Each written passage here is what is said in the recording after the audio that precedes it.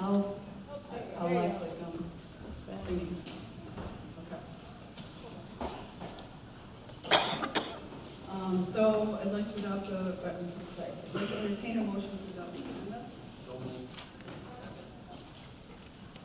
Is there any discussion, additions, deletions to the agenda tonight?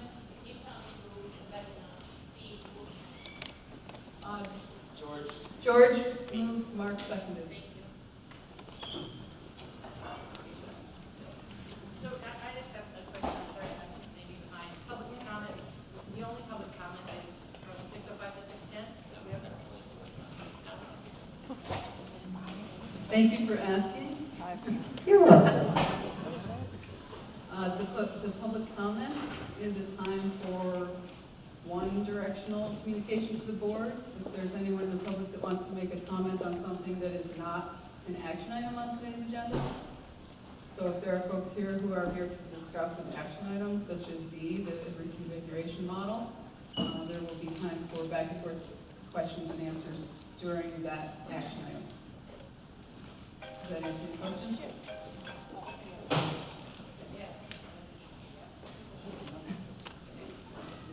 All right, any other comments on the agenda before we go?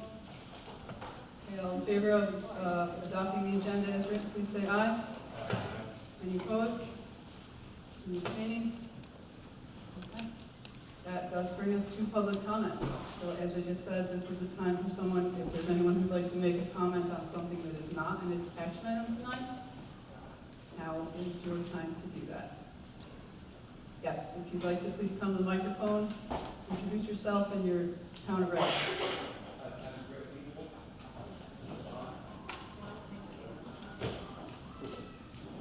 Please bear with us, technical difficulties.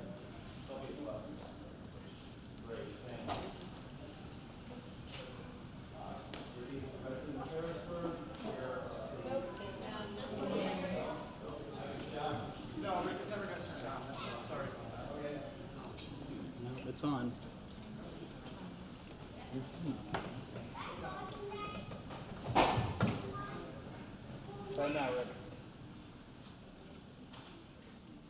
No? Hey. All right. So, I'm Rick Ebel, resident of Ferrisburg and currently chair of the Ferrisburg Select Board. I just want to confirm what you said about the opportunity to speak later, ask questions, and make comments on that item 3D. There were a lot of questions and a lot of comments, I'm sure, from Ferrisburg residents. I just want to get it on the record as a member of the Select Board that we're here to listen carefully and to understand the process that the school board has gone through to come up with the written recommendation that we've been presented so far. Thank you. Are there any other comments on items that are not on today for action? Yes.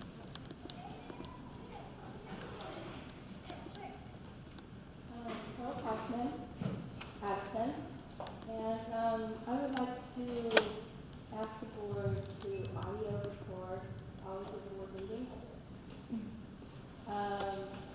With audio record all board meetings, committees, and board retreats. This allows us to watch the meeting in the business.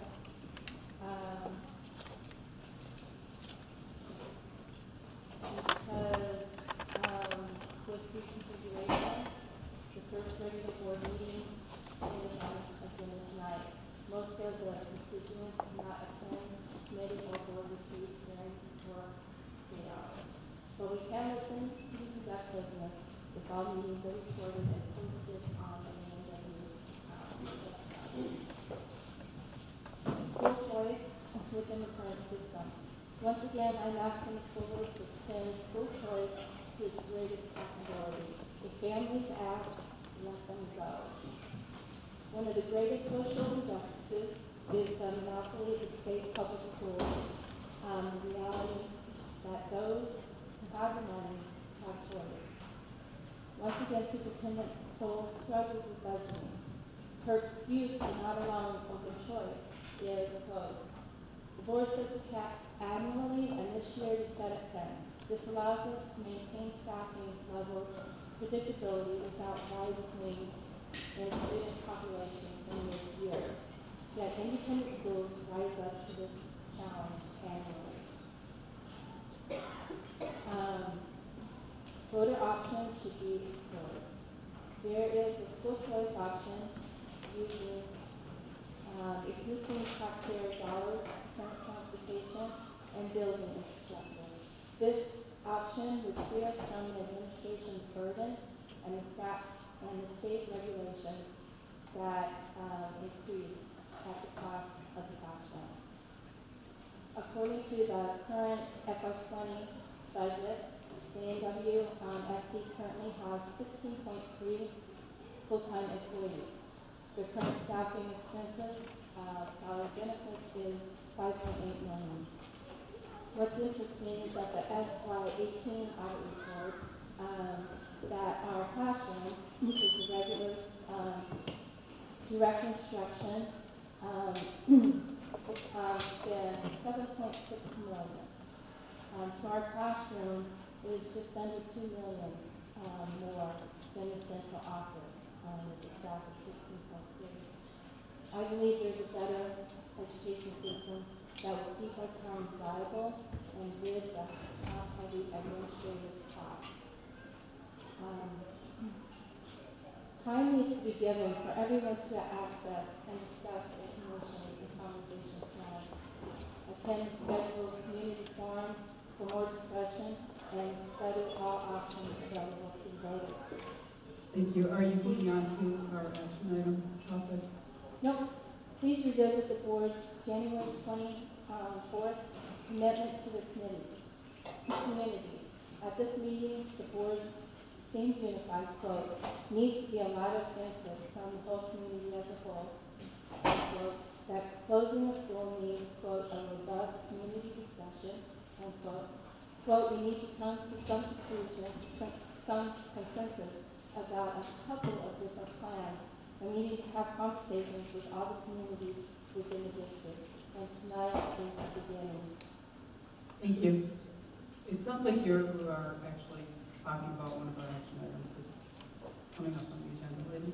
Okay, then I'll go on. There needs to be a community discussion of even greater future consolidation by the state. During the January 24th meeting, a board conversation was initiated about the state's intent to create four school regions.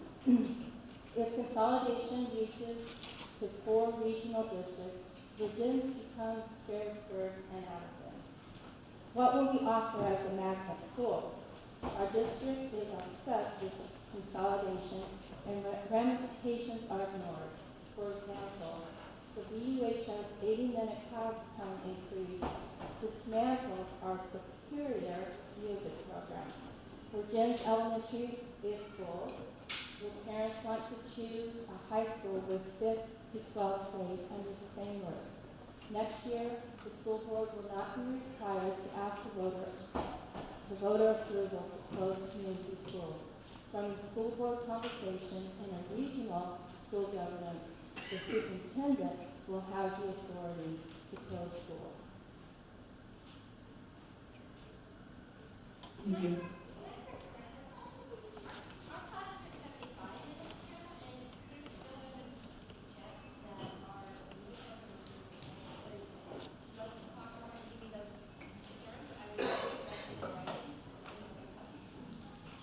Is there anyone else who'd like to comment tonight? To make a comment on something that's not on for action? Yes. Please come to the microphone. Hello, I'm Chris Gayhart. I continue to have major concerns with the new jump rope grading program. This year we're expecting to get a different version of jump rope than the version tested in the middle school last year. That version was plagued with bugs, deficiencies, and inaccuracies. I have not heard about any testing or training on the new version. I have no idea whether the changes asked for by numerous parents have been implemented. Now we can't even log into the program to review the new standards. I asked if I could review the new version of GovPro before it was deployed to the entire school, and I was denied. I work in IT. My job is to deploy and upgrade software and systems. If I were to present a deployment plan like this one, it would get rejected by my manager before it even reached the 2 oversight boards tasked with approving plans. It fails a number of gates. Number 1, it's riddled with bugs and inaccuracy. 2, there has not been adequate training for users or customers. 3, it's not needed. It replaces a working, supported, and understandable system. 4, it has little to no communication of the deployment. I don't know of any parent that didn't have a middle school child last year that knows anything about this new system. Even parents that I talk to think that 1 through 4 is just a translation of our previous 1 through 100 grading system. They don't realize that their child can do all that is asked of them perfectly, and they will only get a 3. They don't realize that there is no clear metric for receiving a 4 other than go above and beyond what you've been asked to do. They don't realize that a 3 at the beginning of the year weighs less than a 3 at the end of the year. This new system is even more arbitrary than the system it replaces. Other schools that have switched to this have been writing their own standards, meaning there are no standards for the standards. Maine is the only other state that has done widespread deployment of the system, and they ditched it within 2 years. We are going this alone. I don't understand why we're spending time and money on this, and I'm very confused why the board has not asked for board education on the software, deployment, and communication of this rollout. I think that a change this big should not be pushed so quickly and with such little information and communication. Thank you. Thank you, Chris. Any other public comment?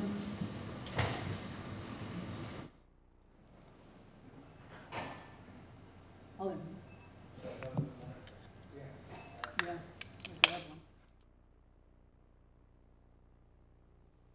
I'm Alder Donovan. I'm a student at Virginia Union High School, and I just want to take this time, that there's so many from the community here, to invite you all to our Peace Monday celebration on Friday the 20th at 12:30. It's been a tradition that we've been keeping going in the school to celebrate the goal of world peace, and we'd love to have you. That's all. Thank you very much.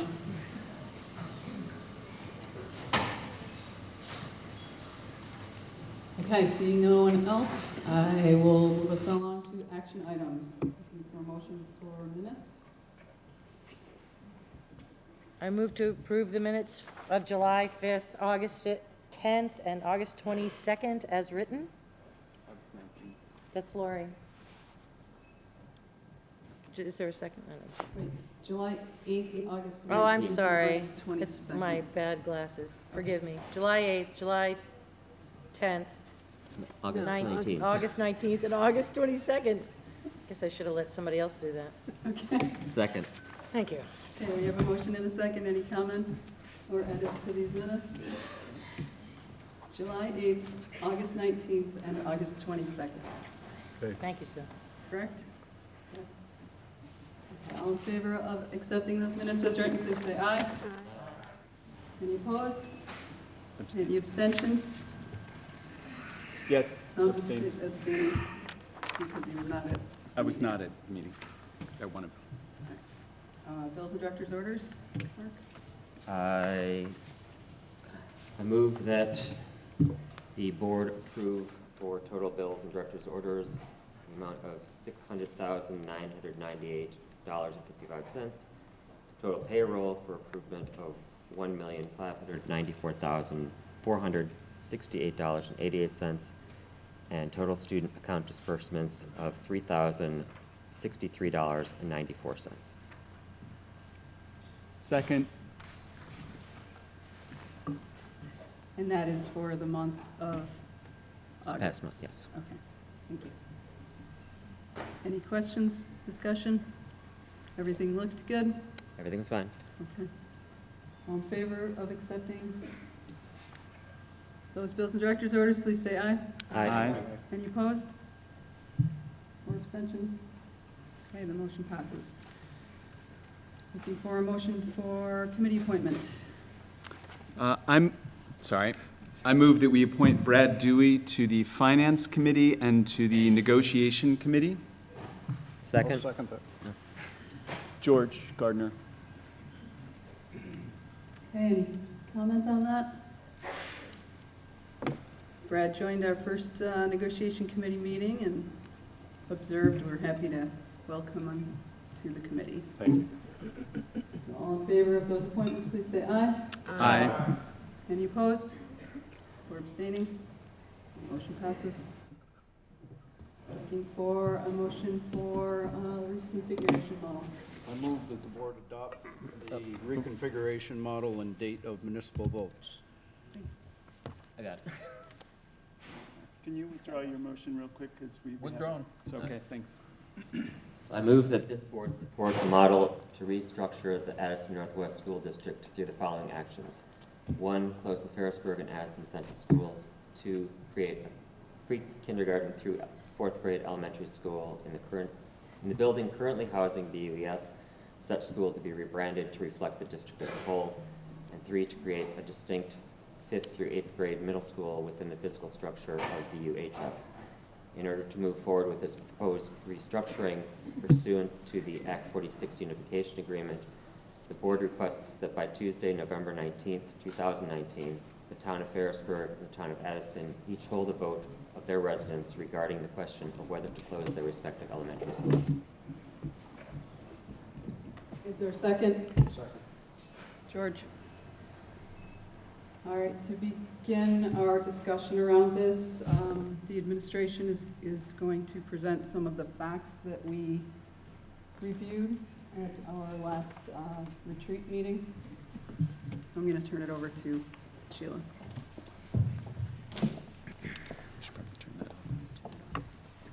This is awkward to talk to your back. That's so- okay. Mr. Beck. Can I use your mic? This one keeps going out. Please. Can you hear me okay? Okay. Thank you, everyone, for coming. Thank you for coming. I'll do my best. If you can't hear me, just make a motion. I'll try to speak up. I just wanted to direct everyone's attention to where you can find some information that the board has been reviewing and discussing.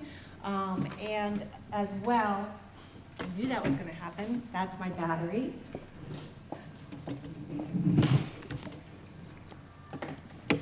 On the home page of our website, we've started a folder. One moment.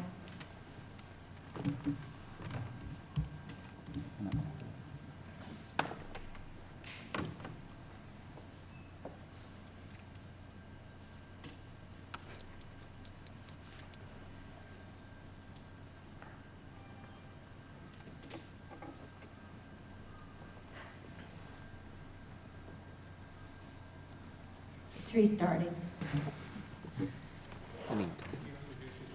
Yes, I'm sorry. I'm Sheila Soul. I'm the superintendent. You're welcome.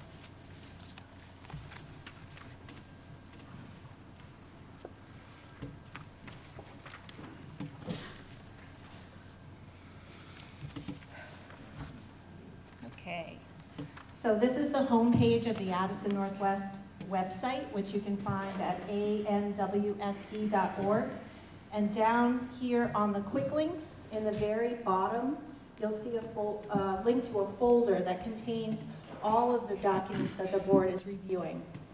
And what they have been reviewing, some historical information, and anything new that may come up as a result of our discussions. We're going to keep populating this folder with any relevant information. So some of what they're going to be referring to in paper form tonight can be found on this webpage, and we're constantly adding to it. One of the things we've also started, you'll see right here at the top is, a frequently asked questions list. So as your questions come in, we are trying to keep this document up to date. So some of the questions that you've asked require further board discussion before we could answer them, or further work on the part of the administration. For example, we have not revised the transportation routes as a result of anything that's been discussed. So we don't have specifics about the transportation routes and schedules and so forth. But other things about how we determine class size or whether or not students will fit into a particular building, those kinds of questions we've populated here. And again, we're adding to it as often as we can. And when we update it, down in the bottom right-hand corner, you'll see the most recently updated date. So you'll know if you're looking at a new version. And we try to cluster like questions together. So we're not always adding the new questions to the bottom of the list. We're trying to keep questions clustered by theme throughout the document. So hopefully that makes sense.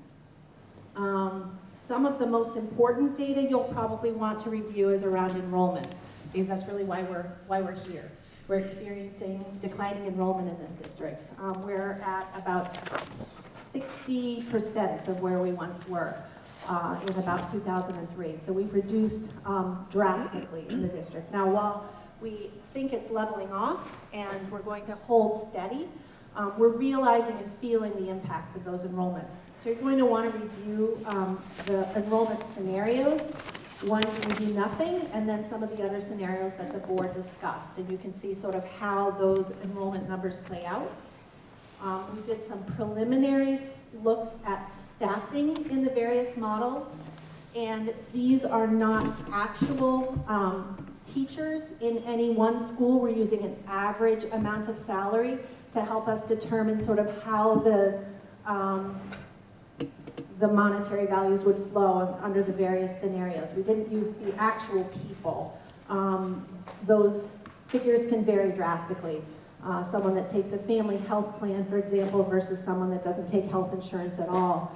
Someone at the beginning of their career or a very veteran staff. So we just used an average salary amount to help us with these calculations. And Elizabeth will talk more specifically about the scenario that the board has discussed, the motion on the table we're calling scenario 3, and she has more specific information related to that proposal. I think that's everything I was going to review with all of you. So I'm going to turn it over to Elizabeth Jennings, our Director of Finance.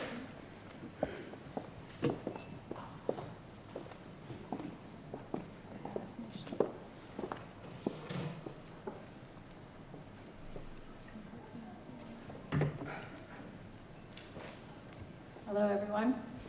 And Sheila has already introduced me. I'm Elizabeth Jennings. I'm the Director of Finance and Operations for the school district. So what I have done is I have taken all of the estimates for budget expenditures only for the school district and projected them out for fiscal year 21, which is next year. Basically, we've already presented a lot of this expenditure data to the school board in 2 different workshop groups. So they've seen this information in a slightly different manner and not projected out based on a particular scenario, just kind of generically across the whole district and how expenditures will grow over time. So the first worksheet that I have up here is actually the full detail line by line. So that's giving the most detailed data that we have. It's by every single account code we have. It includes expenditures for the district-wide. It's hard to understand when you see the location code of 000 at the end of a code. What that really means is that not that it's the central office staff specifically. What that really means is it's all the centralized services that have been consolidated through the school district. So, and then other extensions would have their location code, whether they're specific to Addison, Ferrisburg, Virgins Elementary, or Virgins High School. So on this first sheet, you can see there's a lot of data as we scroll down. The columns are the FY21 estimated expenditures, and that is from a 10-year projection worksheet that we originally did for the first board workshop. The second column is FY21 Scenario 3, which is one of the 4 scenarios presented at the second workshop to the board. And it's assuming that the buildings for Ferrisburg and Addison would go back to the towns. But because I didn't want to make that as the only assumption, I also included a column where we used scenario 3 and said, what if we are keeping the buildings? What if the towns don't want to keep the buildings? And so not every single line has a dollar amount in it, as you can see, because some lines will stay the same regardless of whether or not we close any buildings. Where you see that there's adjustments, that means that there's staffing adjustments. There are other expenditure adjustments in here. The staffing adjustments are based on some of the worksheets that you just saw from Sheila, where she basically, we extrapolated what FTEs are actually in the buildings, but they're again not using actual salary and benefit numbers from the individuals that are there. That is because we don't want to assume that we know exactly who would be moving where. We had to use the average because we have not been able to study exactly the scenario that would transpire with actual staffing. We have the detail. I'm trying to get down to see if there's anything really that shows you the deltas. So there's other things that were broken into this. Under transportation, home to school, I'm showing that at least one bus route is decreasing. This is not because we did a study of bus routes for this scenario. This is because in the current fiscal year, we've actually already discovered that we can eliminate one bus route in our budget. So we are trying to look at things that we know we can do, reconfiguration before we even have to change anything. So we're trying to extrapolate what those things will be ahead of time and not give a false number in these projections. Property liability insurance goes down if you close buildings. These are the staffing numbers that basically show if you're closing a school, you'll notice that in one column, the 001 indicates that that is Addison.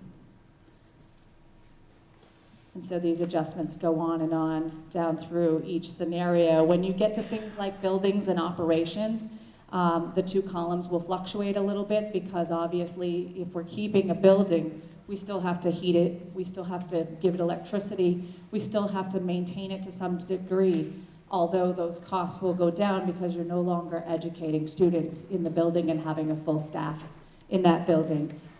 This scenario does not walk through what we would use those buildings for if we did not have education in them.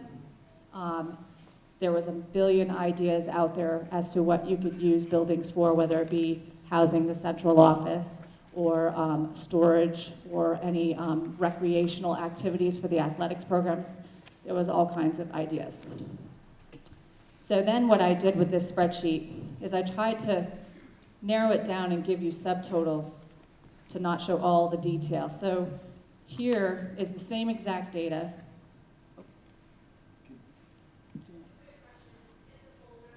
Yes, absolutely. Yes, this is all on the website.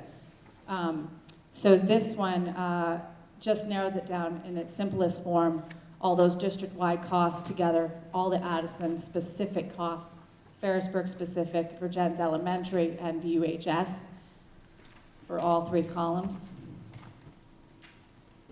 The next one is by what we call it function code, but to most people it would be considered a department. So that might be regular education, special education, direct services to students, it might be support services, it might be the district office, superintendent's office, those different departments. Unfortunately, my program, once I subtotal these for you, it doesn't give the titles as to what each function code actually is. So that's why I gave you the full detail, so that if you see a function code on here and you say, what is that? You can refer back to the detail sheet and it'll give you the specific title of the account code and the function or department or whatever it is you're looking at. And the last summary that I did is by the actual object code, which is also the expense type. So was it a salary? Was it a benefit number? Was it supplies? Was it professional services? That's what these codes are, and there again, you can look back to the detail if you don't know what the name of that particular object code is. And I want to point out one more thing on this as you look over this information, whether it be here or at home. When we did adjustments, as Sheila indicated about the staffing worksheets, those staffing numbers were salaries and benefits included. So when I tried to do an adjustment on this worksheet, you may see a large number under a salary line as a negative adjustment. It includes benefits. Although the detail you'll see here shows benefits down beneath that, I couldn't break them all out by every single benefit, so it's just the total is in the salary line adjustment versus breaking it out all over the actual expenses. Is there any questions or at this time? Thank you very much. Is this- Yeah, it's on. So, a quick question for Elizabeth, yeah? Use the microphone, please. I just found the information and it's kind of hard on an iPhone to look at it, so it's later, maybe better, but is there a bottom line getting to the, a comparison of the recommendation for the configuration versus no action? So the bottom line of this particular report is basically saying that originally when we estimated fiscal year 21 expenditures, we came out to $22,972,624. What we discussed in one of our workshops was, as we projected out, in order to accommodate that kind of expenditure total going forward with a budget, we would need to find or cut approximately $955,000 out of the FY21 budget in order to not break the threshold of the equalized per pupil spending for the state of Vermont. They give us thresholds. So the goal is to at least be able to come below that number, but that only saves you for FY21. So when we look at this model, scenario 3, assuming you're not keeping your buildings, saves the district $2,320,818. If you keep the buildings for some other small capacity, but not necessarily for educating students, it saves $1,902,694. So there again, these are all estimates, so it's not exact figures, but it gives you the general idea of how much this scenario would save versus a few of the others that they looked at. Hi, Karen Frommel from Harrisburg. Are there any other bottom line estimates for the other scenarios other than the one that? This is the only one that I actually did the detail line by line. We do have the staffing scenarios in all 4 scenarios, and when we did those, based on just staffing alone, which is your largest expenditure, it's your human capital, it's your people, you could see which scenario saved the most money and which ones saved less, and they kind of stagger down through. There's a different situation in each one of those 4 models.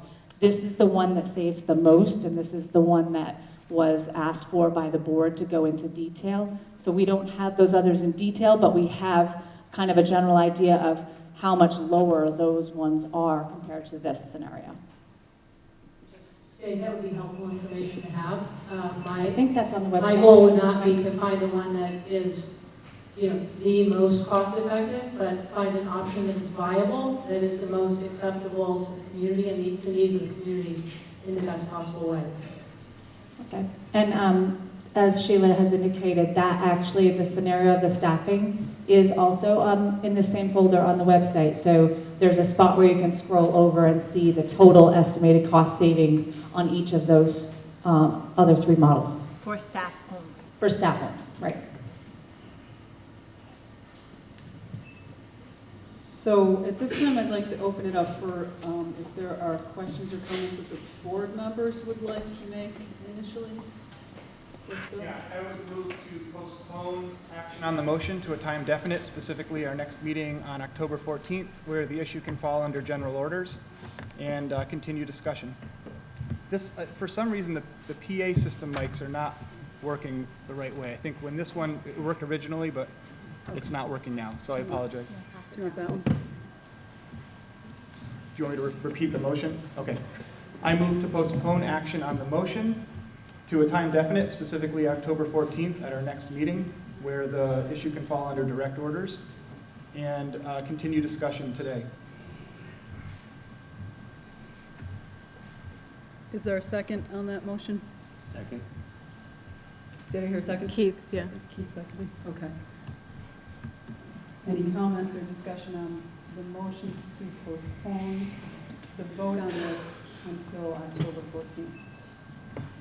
I'm not opposed in general to it, but I'd rather have the discussion move forward for a while and see where we come before we decide to postpone. It may be something we reach at the end of this discussion, but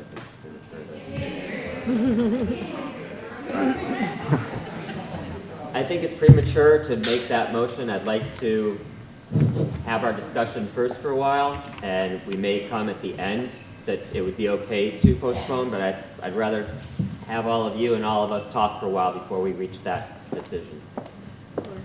Okay. I can talk really loud. So, I just want to make sure I think we that... gotta use the mic every single time. Yeah, well, it's not even working. It is working.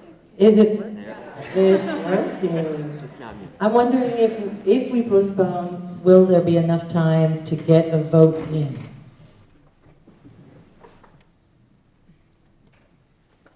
So that is definitely a consideration.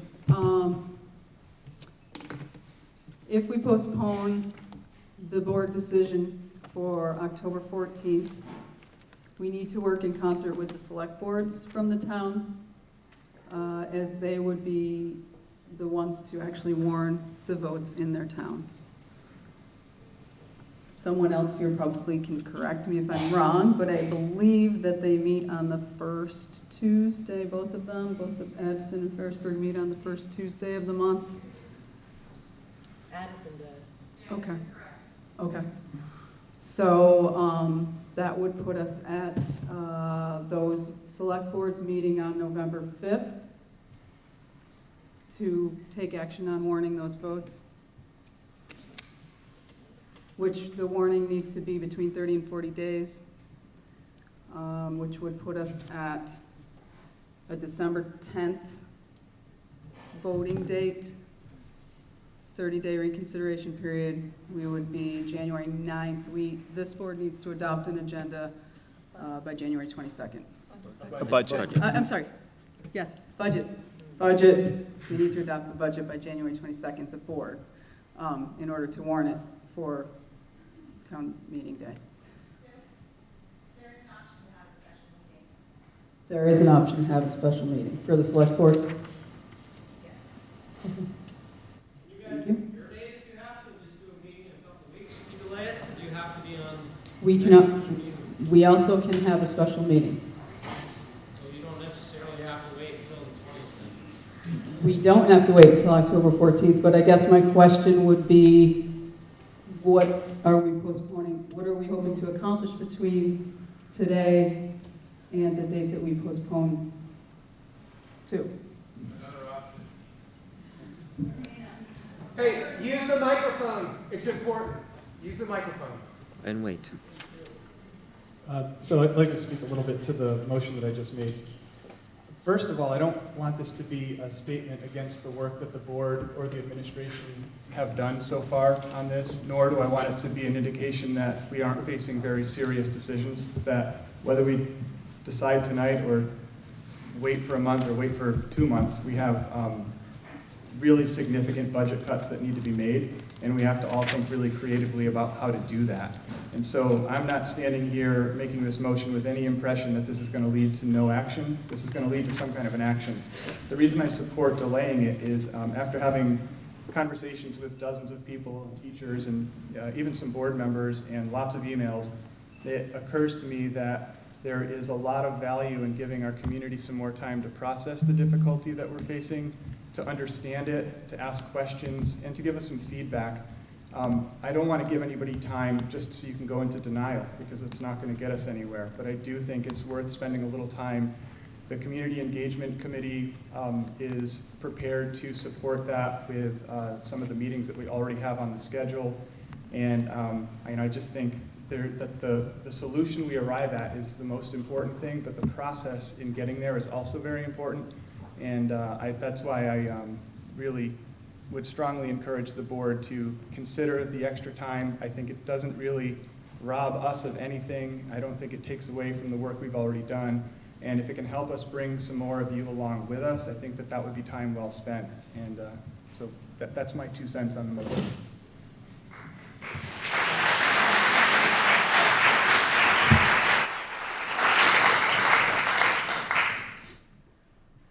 Is there anyone else on the board who'd like to speak on this motion before we, yes? Yeah. Yep. Yeah, two. Okay, Tom, and then you. I'm sympathetic to what Bill said. I do think that it can't wait, and we do plan to have these meetings with the community engagement forum in the different towns. I think I'm a little bit inclined to agree with Mark that I'm not opposed to not voting tonight, but we haven't yet had a conversation. So I would like to wait to have a conversation with you, with us, before we actually decide whether we feel like we need to vote. To postpone for until the next meeting. John. Good, thanks. I appreciate the ideas that you're talking about, Bill, to give ourselves some more time to discuss this matter. But the motion that you put forward is not going to work for timing. That's too close to the budget session. So we might be able to postpone a little bit after a discussion, but the waiting until October 14th is going to put way too much of a squeeze on us, and we may not be able, not talking just this board, I'm talking about all of us, to be able to get to a budget that will be able to pass and fund our schools.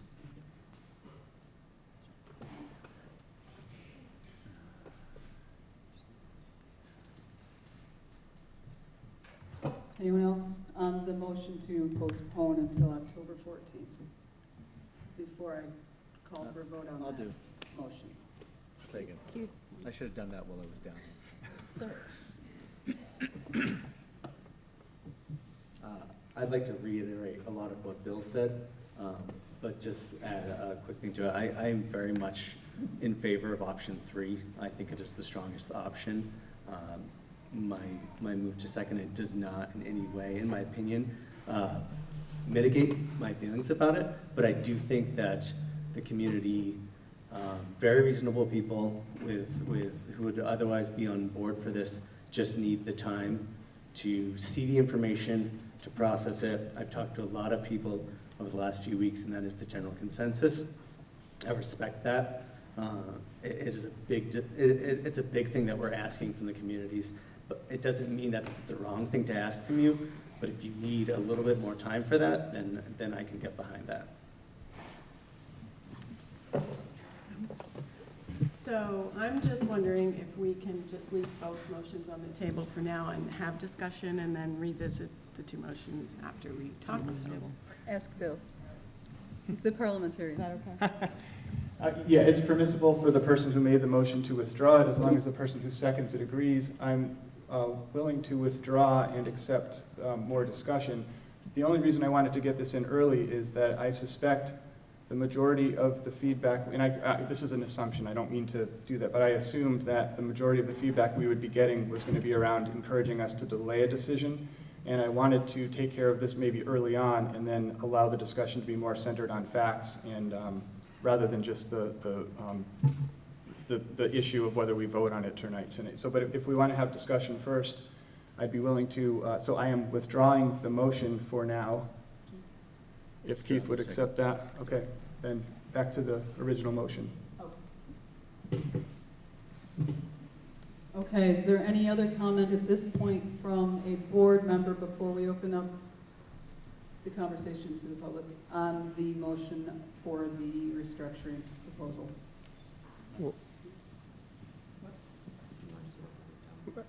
How do you expect this conversation to happen? I was going to allow each board member to speak once on this motion and then open it up to the public to each speak once or on the motion, or on the subject. At the end? At the end? I'm confused. Will you say one more time how this conversation is going to happen? Use the microphone. I know. Is there any way to get more Would you just repeat my question? No. These are, I'm told, all the microphones that we have. I'm sorry. It is not in the budget for next year. Thank you for asking. This one was working earlier. Okay. Did you want to say something to the motion? So, if please clarify, this is not about the motion, this is about process. I'm going to repeat what I understand is going to happen. The board is going to have the opportunity to speak once, and then it'll be opened up to the floor for people to come to the microphones and speak once, identifying themselves and speaking at a reasonable amount of time. Is that a fair, okay? Does that make sense, John? Yes, and then at the end, we'll be able to speak again. Yes. Yes, good, thank you. So, yes, I'm. Sorry. My name is Tom Borchert. I'm the Waltham representative. I've been on the board for 4 years now.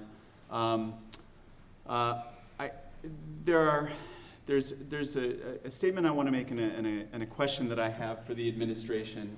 The statement that I want to make has to do with the fact that this is a conversation that started not in the detail that we have now, but it's a conversation that started at least 7 or 8 months ago when the superintendent brought to us the idea of maybe having a middle school. This was in the context of a lot of the changing demographics of our district, and she started that conversation by saying there are no painless options. Right?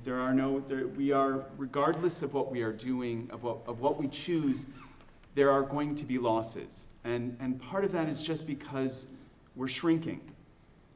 And in thinking about that, I think it's really important to think about the fact that this is not an Addison County problem. This is a Vermont problem. This is a New England problem. The region is shrinking demographically. And we're not the only ones trying to get our hands on this. We've been having conversations for the last 2 years with other boards in the county. We are constantly talking about what ways we can share resources. And some of those are easy to do and some of them are not easy to do. The legal structure sometimes gets in our way. We deeply care about our schools. We know you deeply care about our schools, and it's great that everybody is here, even if it's a difficult conversation. And so we want the best education that we can develop for our kids. That's why most of us are on this board. All of us are on this board. My question for the superintendent, who I think can speak more clearly to this than I can, is that I know that the administrators and the superintendent have talked about the value of a middle school, but I'm wondering if you could speak for a couple minutes about why a middle school would actually be of some benefit to us.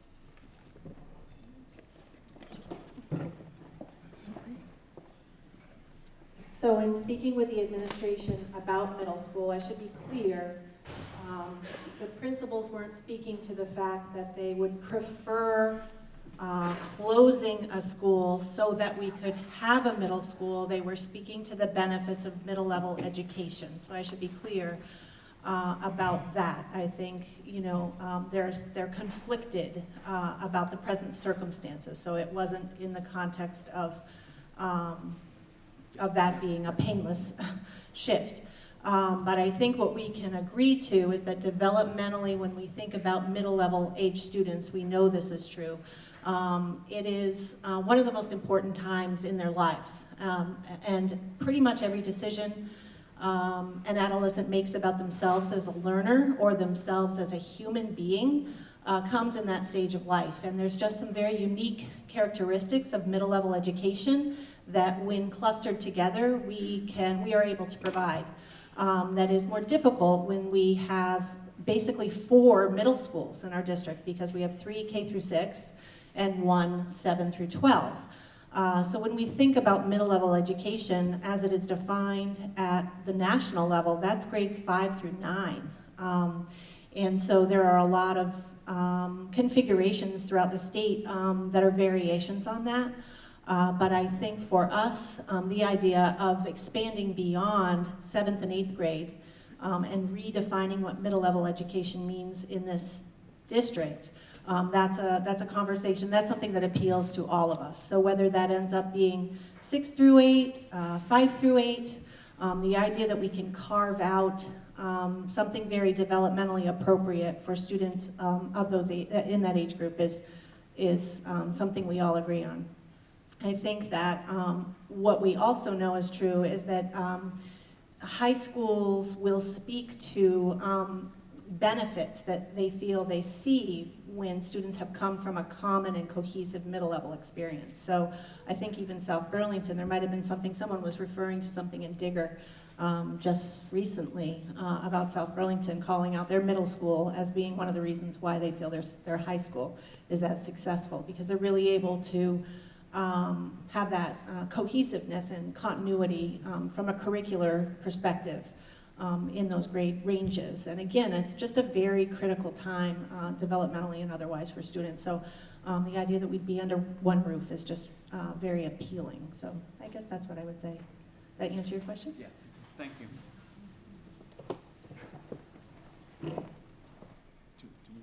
Yeah, I do actually. Sheila, I'm actually have you speak to one other thing. There was a question that was raised just now during the public comment about independent schools and school choice. And I know that you've had some communication with the Secretary of Education about exactly what this board's options or role in anything like that could be. Can you just speak a little bit?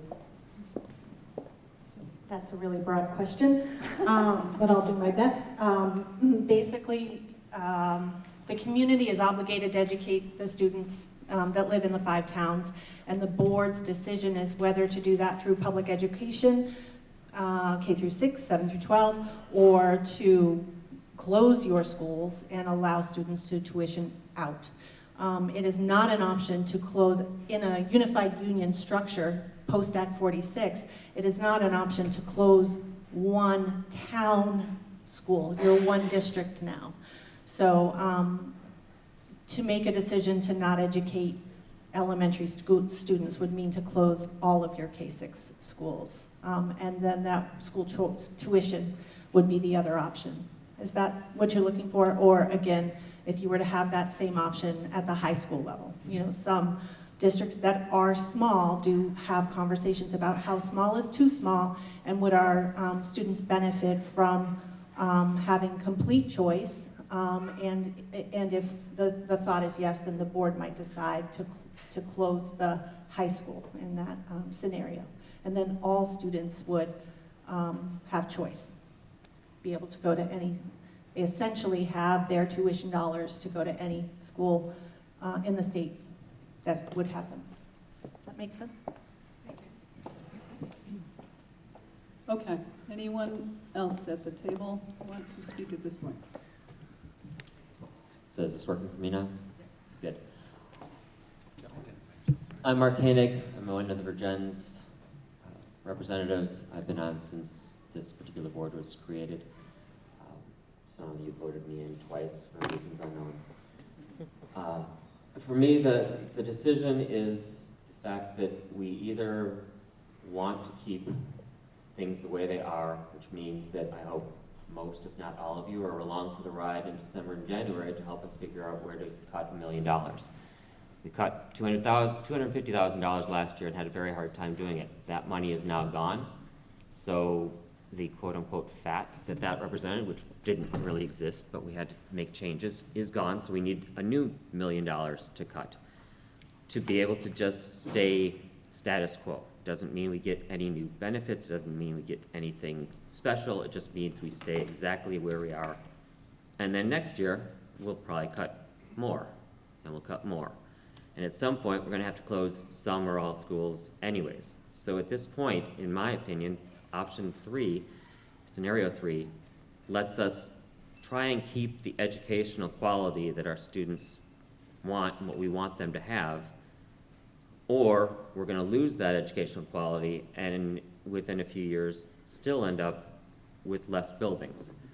At which point we will have lost even more students, because I have a feeling a lot of high school families are going to send their kids somewhere else because they're not going to have AP classes, theater, sports, anything that we have to cut to be able to make the budget work. So it's not a happy time, we're not enjoying any of this, but looking at the reality, it seemed like if we want to save the educational structure of our district, scenario 3 was the best way we could reach that. My name is Brad Ewing from Canton. I just joined the board about 2 weeks ago, so now I know why the seat was empty. Maybe the perspective of my having just joined, whether it is additive or not, I just want to share it with you. Hey, Brad, keep it close. Yes, We gotta I'm sorry. keep- Can you hear me now? Keep the mic close to your mouth. We are squabbling over fiscal year 21, which is a very important year. When I look at the numbers, particularly the demographics of what's occurring, particularly heading into the high school in the next 5 years, with my background, I would be looking at fiscal year 25 through 30 is when we actually flatten out. But just to give you some numbers, between this year and fiscal year 25, the high school alone is going to lose over 90 students. That's about a 30% decline. Total student body will decline by 100.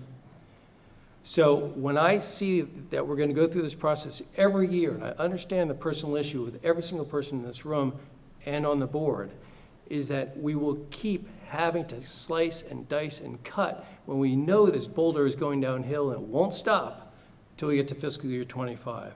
We don't have numbers right now on that year to be able to put together what looks like a reasonable budget way out there, so at least we can backtrack in a way that's comfortable and makes sense, deals with variable costs last and fixed costs first to make sure that the students get the best environment they can, and that we can control things that are underutilized. But this high school will be, the utilization rate of this high school in 5 years will be just something else. So that's, since I've been on the board for 2 weeks, I can't get my mind off of that. This stuff is interesting. This will get solved. And I understand scenario 3 versus 4 and keeping Ferrisburg. I understand the issues that people have. I'm in Panton, and people in Addison probably don't want to send their kids to Ferrisburg. I get that too. But the bigger issue is that if we don't all come around and look at what fiscal year 25 and 26 and 27 are going to be, which is when it flatlines at a very low rate, if we haven't solved the problem now or next year, at least knowing what's going to be in fiscal year 25, so we're prepared and we understand what needs to be done, the sacrifices, and we do it in an orderly fashion that preserves the children, and more than anything, keeps the morale going properly around here, rather than every year just kicking and screaming about these things that are awful. But if we can put all the numbers on a page and we can all look at them with a cold glass of water and see where we actually have to go to stop the bleeding, and then work backwards in a way that makes sense for everybody, and do it in a gradual way where no constituent gets hurt over the other one, that's how I would like to approach it.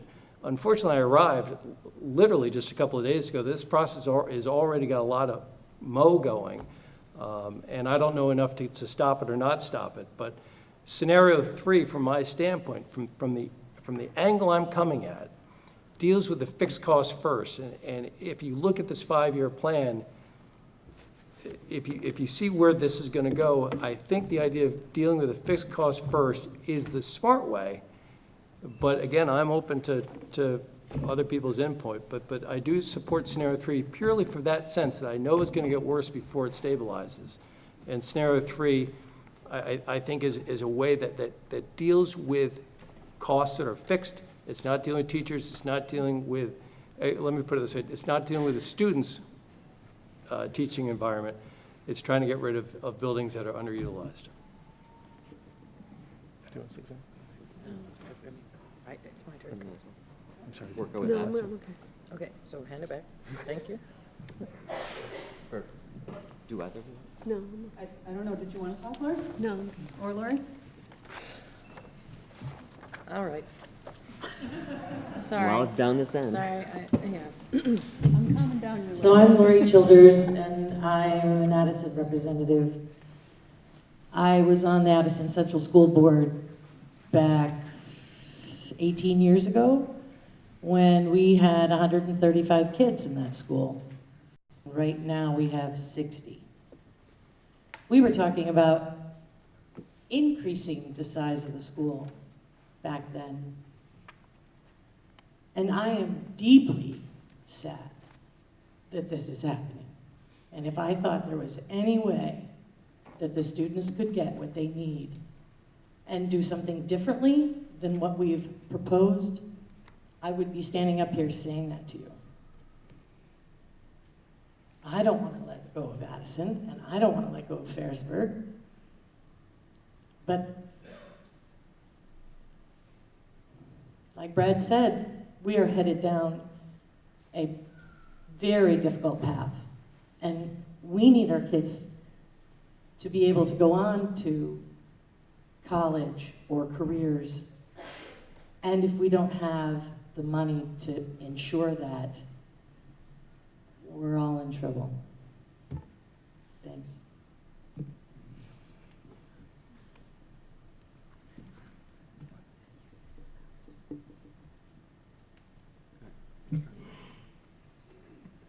Hi, I'm George Lawrence from Addison as well, and I was on the Addison Central School Board for about 9 years during the contraction, and it wasn't a lot of fun to cut and flat fund the budget year after year, and yet taxes kept going up. And we're facing that moment now. I mean, the junior class this year is the biggest one in the district, 95, 96 kids, something like that. You know, when they graduate, that's going to be a big single-year hit. The numbers are just against us, is the short of it.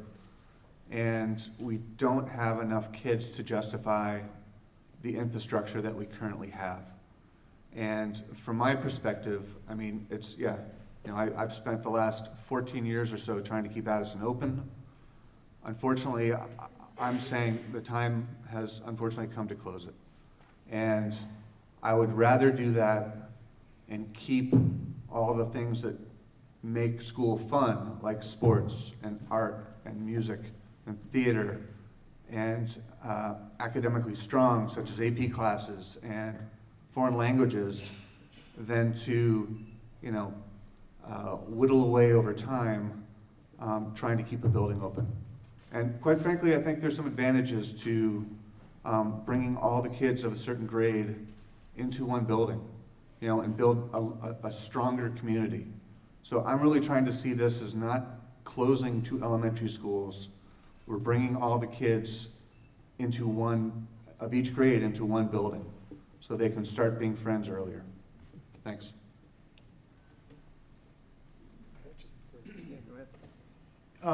You know, we've been talking, I think people have been thinking about the doom and gloom of all this, the thought of losing schools and making major budget cuts. And so I'm going to throw one more doom and gloom thing out there for anybody who's under the impression that there's any scenario that gets us to a point where Addison and Ferrisburg, and even Virgins for that matter, continue to exist the way they have since the 50s. There is no scenario that works like that. There's no scenario, looking at the numbers and looking at what taxpayers have been willing to support and staying under the penalty, there's no scenario where Ferrisburg and Addison and Virgins continue just the way they have. So the thought of voting no for any of this when it pops up, thinking that maybe that means we just go back to like how it was in 1980, it's just not reality. And so we really have to look creatively at some alternatives. And so moving out of the doom and gloom, I think the great part about all this, I was on the Ferrisburg school district before we unified, and it was frustrating for some of you in the room were on that same board with me, some of you sitting at the table were, and the frustration year after year was like, okay, we're gonna cut, we're seeing declining enrollment, what are we gonna cut this time? How do we make these cuts not hurt the kids too much? Maybe the PTO can fund some of these things, like we still wanna have field trips, but we're not putting that in the budget, so maybe the PTO can do that. It was all about cutting and cutting and cutting, and like trying to slow the demise of our public school in many ways. And so here we are again trying to make cuts, but optimistically, this is the first time that I've ever been a part of school boards in our community where I feel like this is there's some bad news in all this. There's some sad stuff that we all have to process and get through, but this is an opportunity to look at what we're doing and really think more creatively about it and figure out a way to join forces somehow and create something new that could be better rather than just which language can we get rid of at the high school. So that's where, as tough as some of this is, there's some enthusiasm there too. And I'm going to steal something that my wife told me when we were talking about this, and so I have to give her credit for this one, even though, Good job. Yeah, she said, looking at our school buildings, it's not the buildings that make them amazing, it's the people and the things that we do. And so bringing all of that together, wherever it ends up being, I think I am, as you all know, I'm in favor of more dialogue about how that looks. But wherever we wind up in the end, the actual building is less important than how we structure it and what it looks like and feels like in the school community that we build around that. And I had some time to talk with a bunch of teachers at Ferrisburg last week, and like any group, they all have myriad opinions, and I'm not going to try to speak for all of them, but universally they did say that they are very much less interested in where the education happens and more interested in what it looks like and how we structure it. So I just want to put that out there, that wherever we wind up in all of this, when all the work of this board is done, it's going to be the work of all of you and those of us on the board who are still active in our schools. We are going to be the ones that build something great out of what we're able to do out of this process. So I'll get off the soapbox now and hand it over to John. Okay. Thank you. My name is John Straub, and I'm from Virgins. I want to make one thing really clear, that at no time in all of these discussions that we've been having about school closure or which school that it might be, has there ever been any talk at any point that we should close that school, we should keep that school because it's a better school or it's a worse school? There has never been that conversation. Everyone here cares deeply about the schools the way that we've had. We've grown with them. They've been in this situation for something like 40 years now, and what we're about to talk about is really difficult. I too favorably viewed scenario 3 because after looking at the data, hearing from the school administrators, hearing from many of you, that in reality, I believe it will do the least amount of harm to our community as a whole. And I also think it makes the best use of our buildings. And I believe that it gives us a chance to strengthen programs for all of our children, educational programs. We've worked really hard over these last few years, and I'm really proud that we have not cut any programs due to budgetary reasons. We've held that line. We tried to keep as many people as we possibly can, but the savings from Act 46 consolidation, the efficiencies that the administrators and teachers have been able to find are gone. And this is the path that we're going to go down. And I really appreciate the opportunity to be able to speak with so many of you about these issues. Thank you. Just like to reiterate my support for the option that the board has put forward. I won't do any of the doom and gloom stuff. I think that's been done enough, and I don't have anything new to add to it. I just want to say that I've had the privilege of teaching in a number of Vermont schools over the years, and I can say that it was never brick and mortar that made a great school. It was the passion of people in the community to come out and speak up for their schools. When a community rallies behind a school, no matter what the condition of the building, and some of the best schools I've been in are in some of the worst condition, the students get it. They will believe the hype. If the community brings it, they'll get it, they'll understand, they'll be on board with it. We are in some pretty dire circumstances right now. There's no way around that. The numbers don't lie. And how we feel about it doesn't change the numbers and the situation that we're in. This is a painful process to have to go through. Whatever it is that we're moving into, it's going to hurt. And I'm not going to pretend that it isn't, but it's necessary. And it's necessary for the sake of our students and for the sake of the education that we're giving them. If we start cutting program now for the sake of saving a building for a year or two, it's going to be really hard to bring that programming back once it's gone. And people rightfully have concerns about what this could do for their property values or anything like that. But having a high school that's just a shell of a building with no educational opportunities in it is not going to bring people here and drive your property taxes or values up. I really think this is the best route to go. It's a way to get out ahead of the issue and control it before it controls us. Hi, I'm Alder Donovan. I'm a student representative, and I am a student. I'm not an educator, and I'm not a true board member who has to make the tough calls. But I just want to say that what I've gotten out of my education at Virgins really would not have even been close to the amazing quality that it was without access to the world languages programs, the music programs, the art programs, stuff like the Walden Project.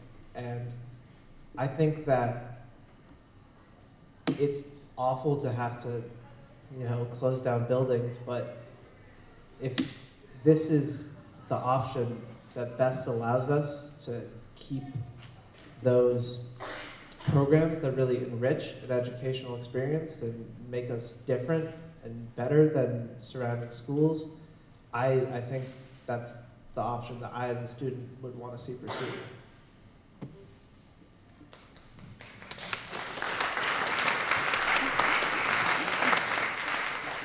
Okay, I have to just plug in here. I just want to thank all of you for being so passionate about our community and our schools, for being here tonight. This is definitely a difficult time, and in a perfect world, we'd be looking at 2 or 3 different scenarios, and as you're hearing all this conversation unfold tonight, unfortunately, it's becoming clearer and clearer that it's looking like just one option. But I, for one, am ready to hear from all of you tonight, I think. So anyway, thank you for being here. Hi, my name is George Gardner. I'm a Ferrisburg representative. What has happened over the past few years has been, we make a little cut and we put a Band-Aid on it. And we make another little cut and we put a Band-Aid on it. And we're at a point where programs are what's going to be cut. We don't want to do that. We want the best education for all of the children in the district. Unfortunately, we've come to a tipping point. And that tipping point is, do you keep the programs or do you keep the buildings? I honestly think that we're better off to take the hit and close the buildings and keep the programs. We just cannot afford to continue with the tax increases that are brought about by the decrease in state funding as our school population goes down. Please keep that in mind. Thank you very much. Okay. I would now like to open it up to all of you. If you would like to make a comment, please come up to one of the microphones, introduce yourself, your town of residence, and please do try to keep your comments somewhat brief so that everyone can have an opportunity to speak. Thank you. My name is Chris Hill from Ferrisburg. Really appreciate you guys having us all here, having the meeting open.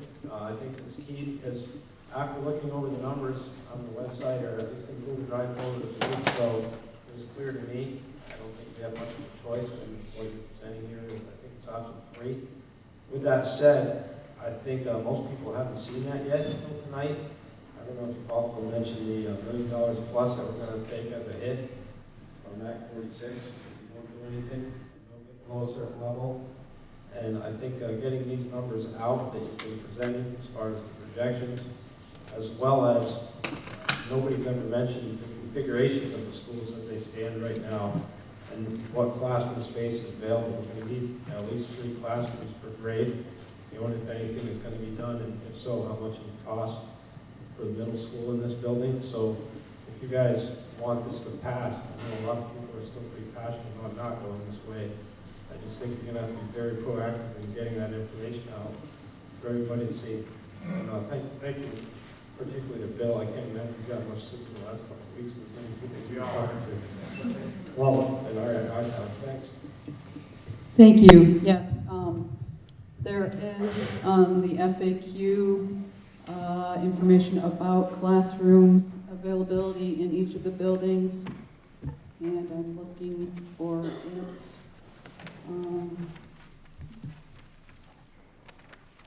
Here. Thank you. Yeah, why don't we go, Yeah. go back? Right. So at any rate, there is some information about the total number of classrooms within the buildings and how many classrooms per grade would be required if this, with this change, proposed change. My name is Barbara Fitzpatrick. I live in Virgins. I'd like to thank you all for your hard work. I have one grave concern, and the grave concern is bringing your 8th graders over to be in your middle school. I'm talking about this through personal experience. I have a granddaughter who went to Smiley Elementary School through 4th grade. She had the worst year of her life being in middle school from 5th to 8th grade. And we just can't put these 5th graders in with the 8th graders. I was on the computer today. I checked all your middle schools in Vermont, your K through high school schools, your 7th and 8th grade schools. There are about 75 schools in that number. Out of that number, only 5 of those schools have 5th graders in their 6th, 7th, and 8th graders. I just think it's a bad move. It's bad for our children, and I just don't think that's the way to go. Thank you.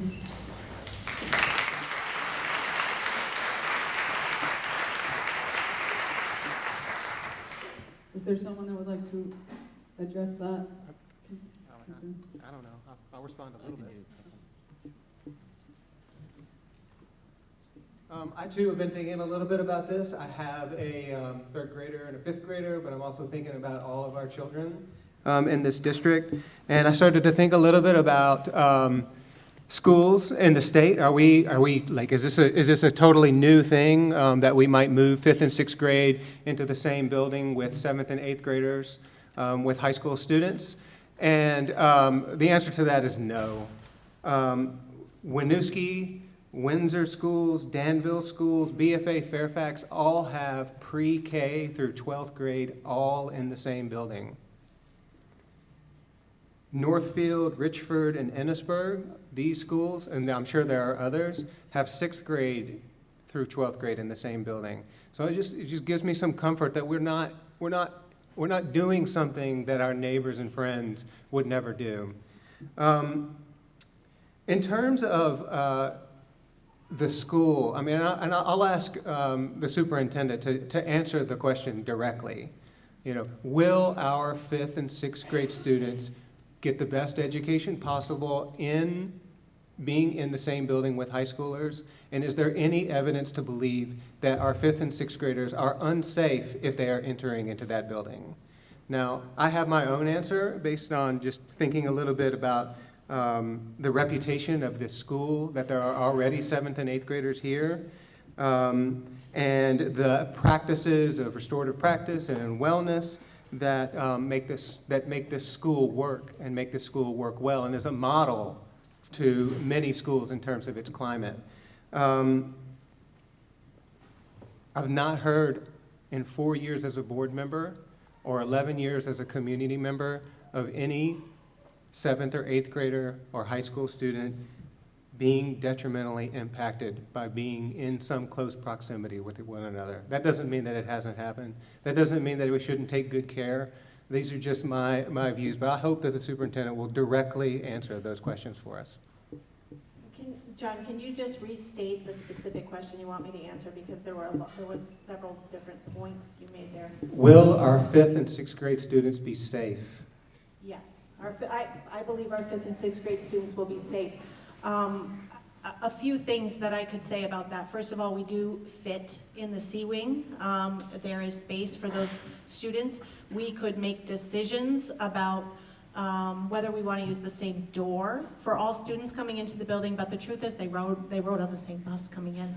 I happen to come from what was the Washington West School District, now known as the Harwood Unified Union School District.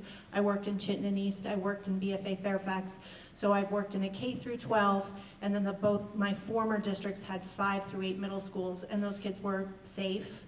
They were well educated, and one of the benefits to having 5 through 8 together is you can construct teams at the 5-6 level and then teams at the 7th, 8th grade level.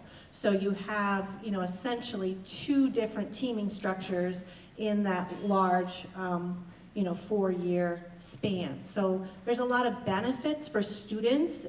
You still have that sort of multi-age or looping kind of mentality on that team. And they have 2 years with their 5-6 team, and then they go to the 7th and 8th grade team and have that sort of same experience. So I see it as a benefit. These are your friends and neighbors' children. I think they are wonderful children. I've spent a lot of time in the high school. It's a great place to be. It's not scary.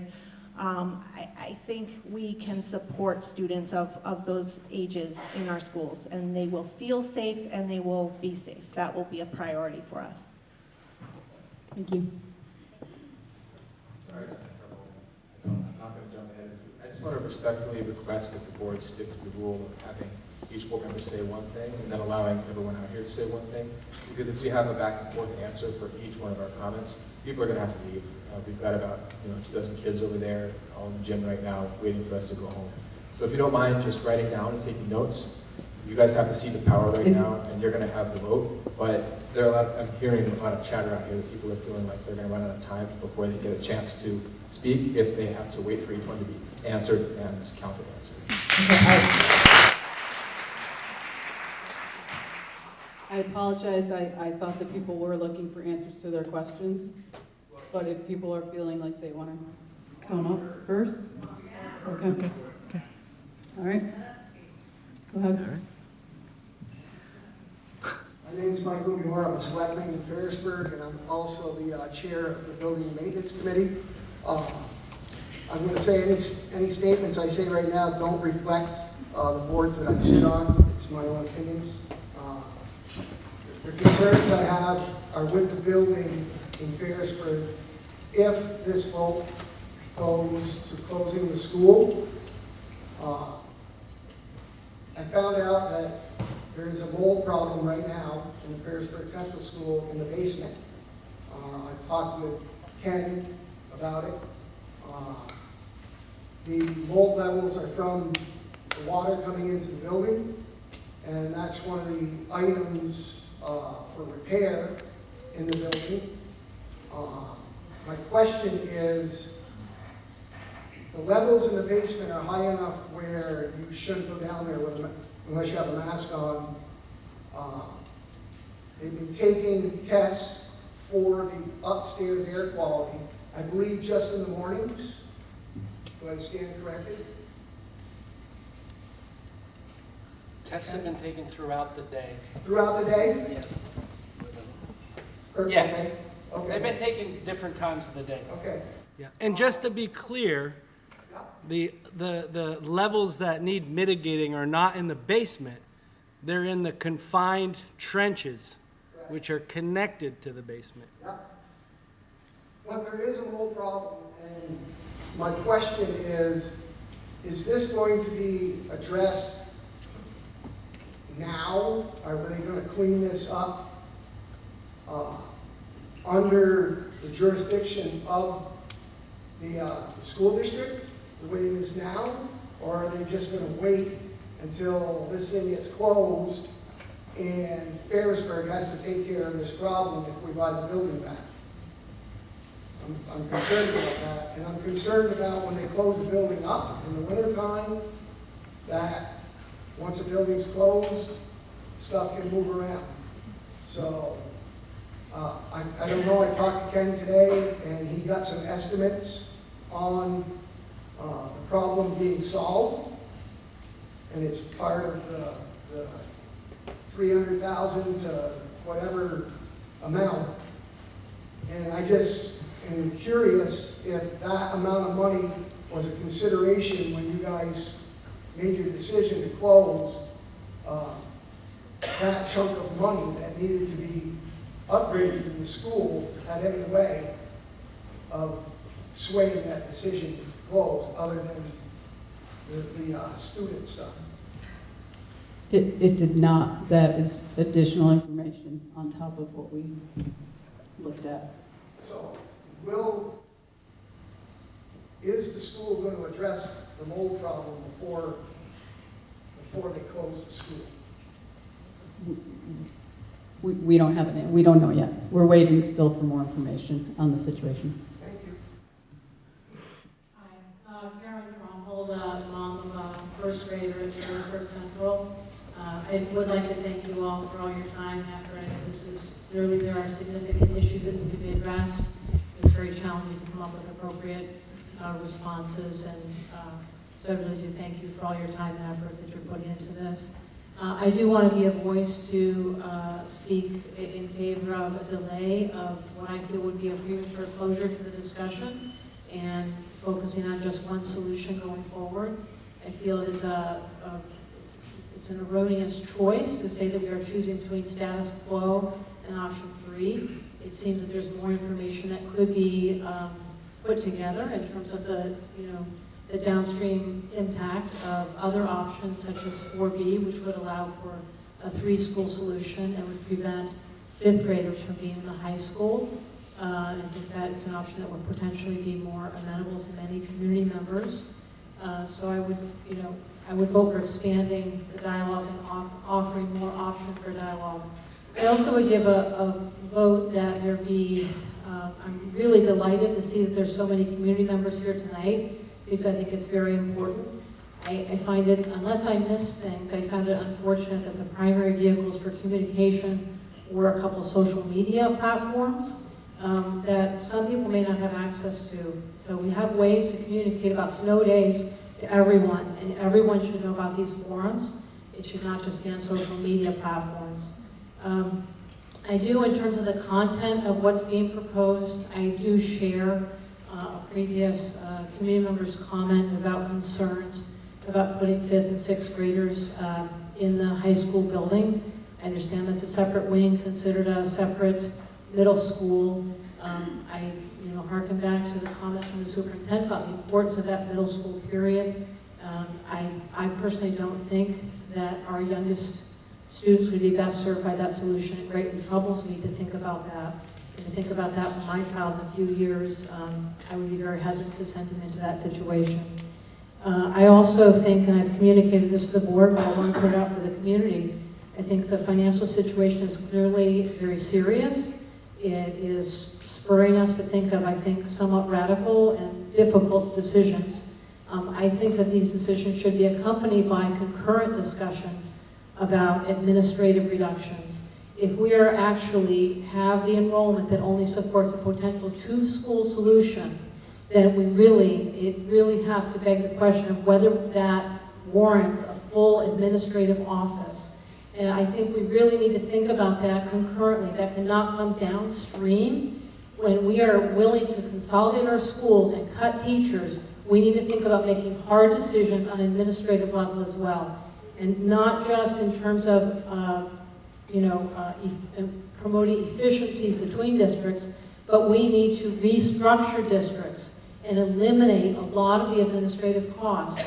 Our money needs to go into the folks, the administrative role, it's very important, but we need to use those folks more efficiently, and it just does not seem that it warrants a full administrative team to serve 2 schools, if that's what we really need at this point. So, making hard choices for teachers, for schools, closing schools, we need to be able to make those same tough choices when it comes to administrative support and how that is handled. And again, I would just hope that we can have more ongoing dialogue and resist moving very quickly to what I think is a premature conclusion, moving just to one option here. Thank you.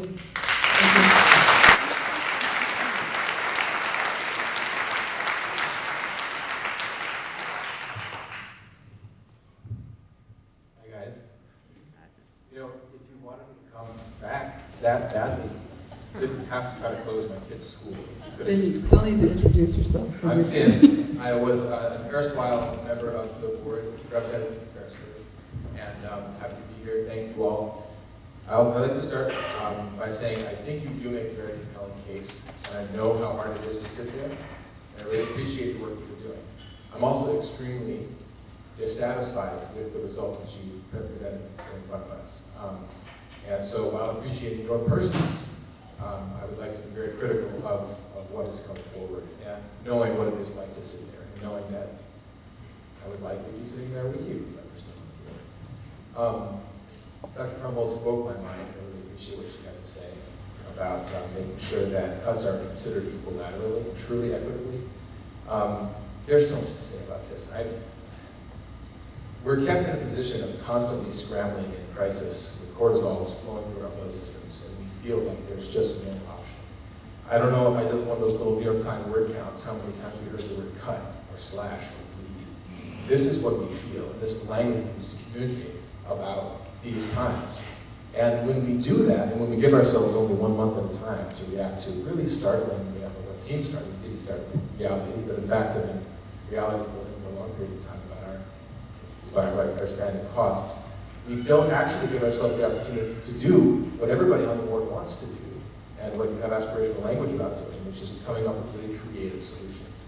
Creativity does not thrive in crisis. It's just not possible to come up with really innovative problem solving when all you have is a month and you feel disempowered and also fatalistic. So if you really want to delegate the resource to some of the people who are motivated here, I would really recommend kind of upending the model you have of coming up with the best budgetary solution and then trying to sell it. And instead empower your community, because clearly standing here ready to take some kind of action, to see if there is any other way that the very nature of education can be considered. I mean, there's so many ways to save money in the classroom. I went to a one-room schoolhouse for a year that had like 12 people in it, and they made that work. It's the fact that we don't think we can run a school with 160 kids from K through 6 is absurd. There are lots of ways to do that. Now, I understand there are also obstacles. I'd like to wrap up because I know lots of other people have things to say, but particularly with regards to what Dr. Crumbold was saying about the idea of administrative cuts. I called the Secretary of Education because I looked in I think it's Article 5, about what the school board's responsibility is and what the superintendent is supposed to do. And we are not actually obligated to have a superintendent's office at all. There's no law that requires that. And if we're seriously considering eliminating 2 schools in favor of consolidating to what is essentially one campus joined by a nice nature trail, I really question strongly, and I hope everyone else does too, why do we need a supervisory office with its own building and an entire suite of personnel to administer a single campus? I think it's superfluous, and I think that that would be the only way that I could really consider these cost savings being in any way permanent or in any way revolutionary. If we close both schools, we must also have the board delegate those administrative responsibilities, which take up about a page of printed out paper. And I realize that those are the details, but those can be delegated to other administrators we currently have for principals. And I strongly encourage that. If we're really thinking radically, that's what we should say. Thank you very much.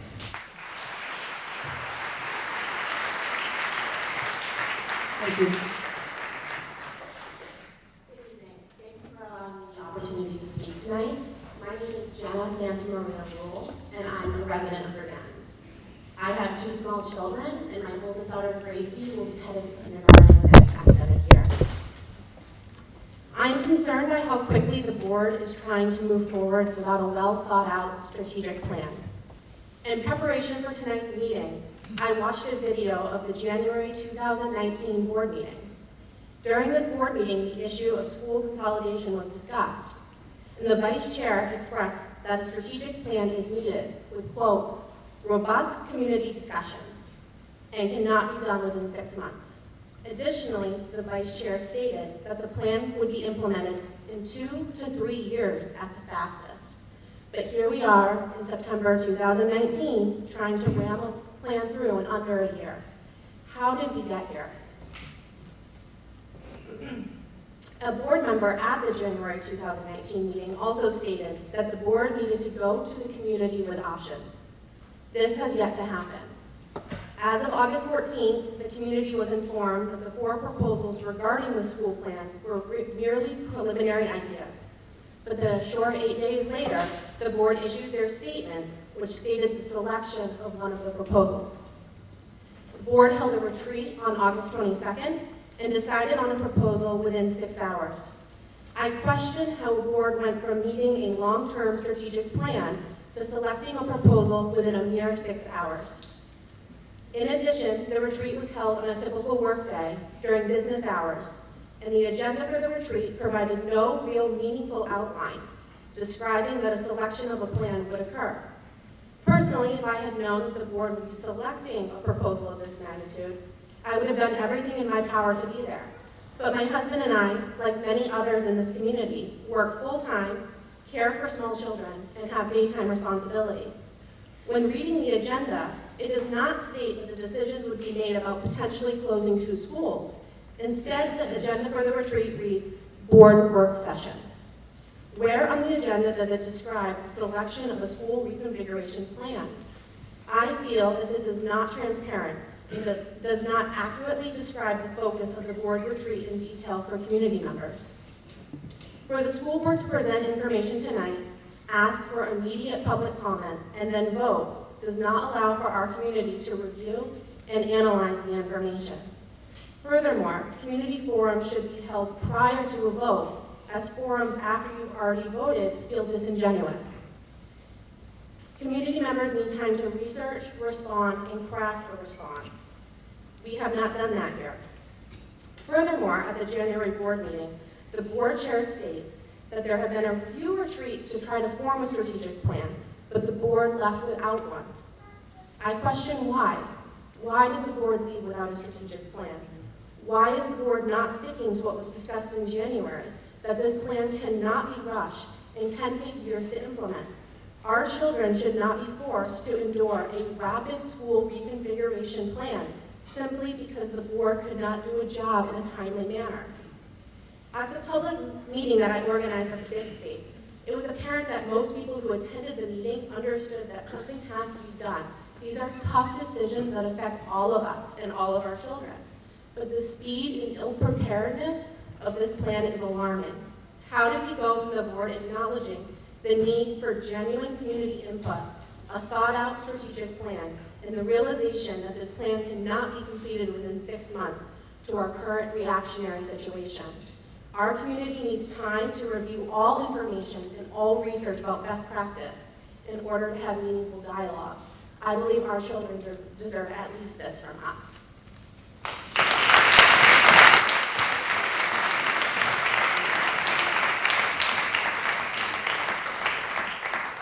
Good evening. Thank you. Caitlin Harwood, resident of Addison, 1 kid at Addison Central, 2 kids at Harrisburg Central. I just have a couple technical questions, to be honest. I'm going to shelve my comments for the evening. And just so I can better understand the process here and hopefully can help shed some light for some other folks. In regards to the vote that has to happen to close the schools, it does need to go to town vote, correct? Correct. Addison would vote regarding Addison building, Ferrisburg residents would vote regarding Ferrisburg building. Okay, and if the towns vote no, we would have 1 more year of those schools operating, but we would have to cut significantly, correct? If the towns vote no, those buildings would remain open for some educational purpose. Okay, but not necessarily. They would, so if the towns vote no, it's not a guarantee that they would stay operating in the current state that they operate. If the towns vote to keep the buildings operational, then the board and the administration will need to figure out where to make reductions, and those reductions may impact the, how those buildings currently function. And specifically, if the board decides that they would like to, can you just explain the process a little bit about how it works if you decide to give the buildings back to the towns? So how is that decision made? Is it a simple vote by the board, and then it goes to the town to vote, or how does that process work? I don't have a mic. It's a separate process. So the board, from what we understand, the towns could vote to close the school, meaning for educational purposes, and the board may or may not decide to retain those buildings as an asset. So for example, we could retain the building and move central office there. I think someone mentioned this, I think it was Elizabeth, maintain the rec fields, or use them for some other purpose.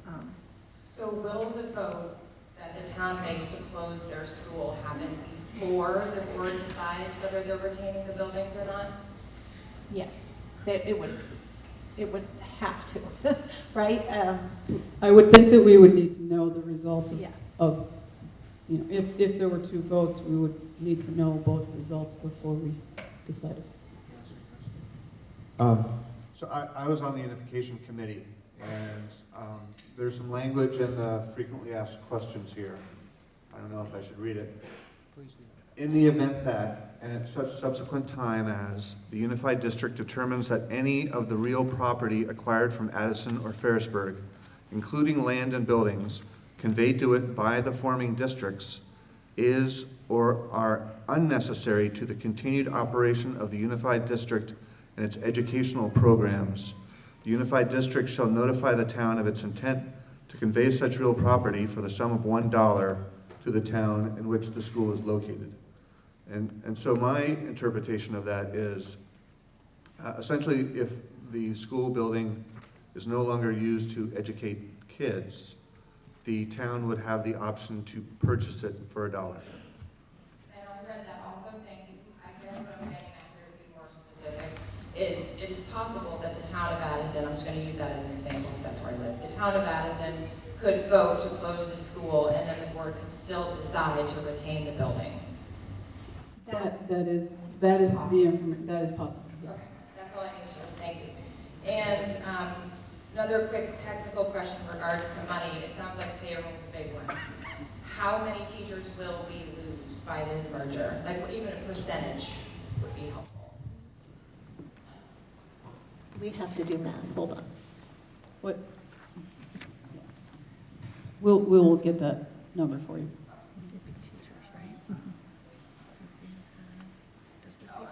And will Virgins Elementary have to be, will the building, the infrastructure have to be made bigger in the near future to accommodate this merger, including pre-K? Or can the infrastructure stay as it is? So this is answered in our FAQs as well. And it states that currently the middle school wing has 15 classroom spaces with 8 used on a full-time basis. The other 7 rooms are used for multiple purposes, which could be, moved, condensed, or modified. And we estimate that approximately 4 to 6 classrooms would be needed. So there is space in the middle school wing. At VUES, there are a total of 25 classrooms, 16 of which are used as full-time classroom spaces currently. And it's estimated that we would need an additional 8 classroom spaces, including pre-K, in the proposed model. So there is space in terms of classrooms, yes. Thank you. Thank you. My name is Shannon Warden. I am a resident of Ferrisburg and also an educator. Personally, I thank all of you for the work that you do closely with boards and understand. And I understand it's really difficult to strike the balance as a school board member between that of what's in the best interest of the students as well as the taxpayers who may not have a vested interest in the schools currently. I also want to thank the Harrisburg representatives for coming out to the select board meeting and having an open dialogue with us. That meant a lot to me as a community member, and I really appreciate that you're proactive in that approach. I have concerns about there being enough time for the educational redesign that this would create, as well as the infrastructure changes that came up is a really heavy lift. I think to move from 4 schools to 2 and what that looks like, not just structurally, but educationally for students in those schools and giving those students time to prepare and have some transition time so that they feel safe and comfortable in whichever school they're moving to.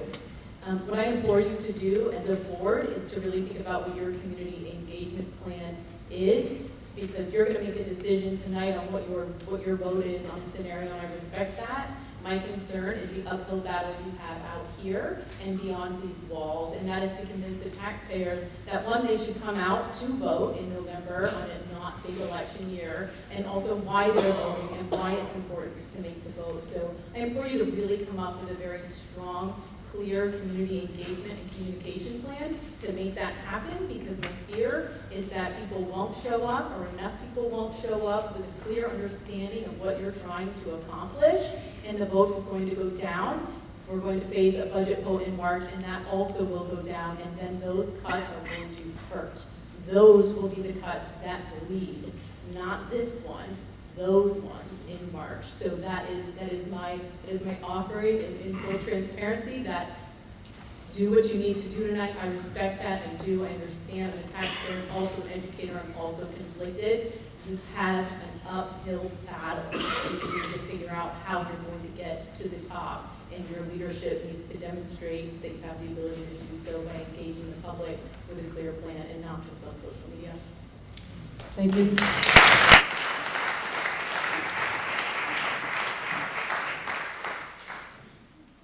Hello, my name is Emily Curtis-Sienkiewicz. I'm a resident of Addison and an alumni of Addison Central and Virginia's Union High School. And I have 2 boys, one in 1st grade at Addison Central and my youngest at the Triple E program in Harrisburg Central. Some of you may know me. My son, Darian, who's 6.5, almost, is on the autism spectrum disorder. He is nonverbal and needs a lot of special education care, such as speech and language therapy, OT, and some physical therapy. And he's in a situation right now where it's a K-1 and 1-2, which is a very great accommodation for him, such a small classroom where he's not overwhelmed. And with this merger, my biggest concern is the impact it's going to make on him and children like him who need that special attention and who can be overwhelmed in such an environment where there's so many around him. And my biggest question is, how are you going to accommodate that need for children like him?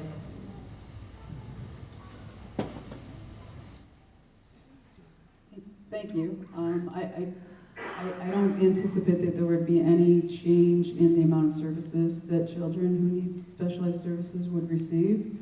The classroom sizes will still fall within the classroom guidelines.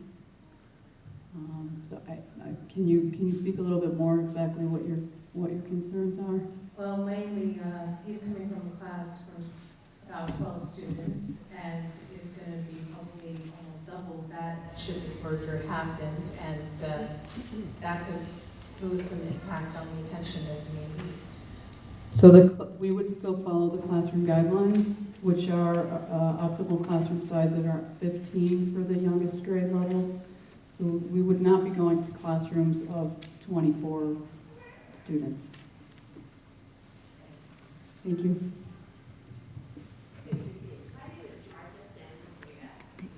Step closer. My name is Martha Sandler. I'm a resident of Addison. I also graduated from the school in 1985.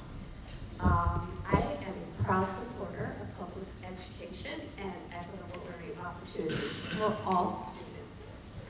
I have to say, I find this process incredibly disrespectful.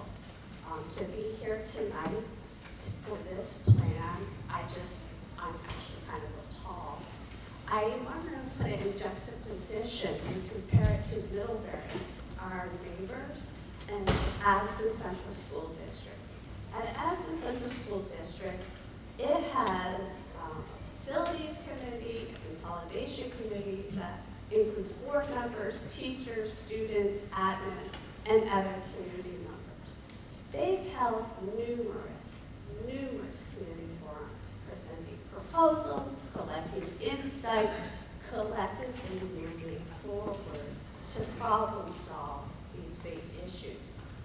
The children, our children, and their families, our neighbors of two towns will bear the brunt of this rushed and rammed through proposal.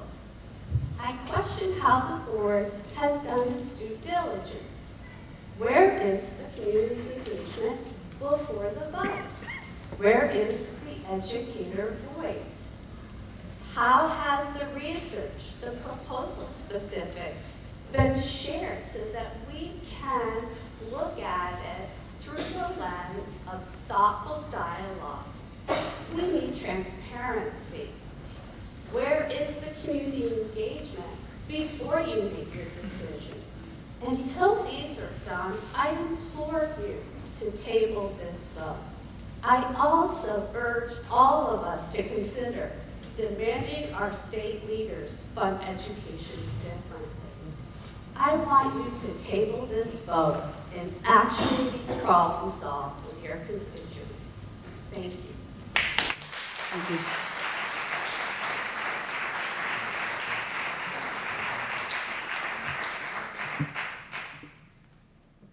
Hi, Christina Macklin. I'm a Ferrisburg board member. And I just want to speak specifically to the community engagement. We did have 3 sessions last year, work sessions where we were doing exactly what you were saying, problem solving. Each session we had about 40 to 50 people attend, and we drafted a report that's on the website that you can see all that feedback that we collected, and we worked on basically a summary report for this school board. So we did do some engagement work last year throughout the whole year. So, and we are going to continue to do that. So I just want to, so everybody knows, it's not like this is the first time people have heard about it. So.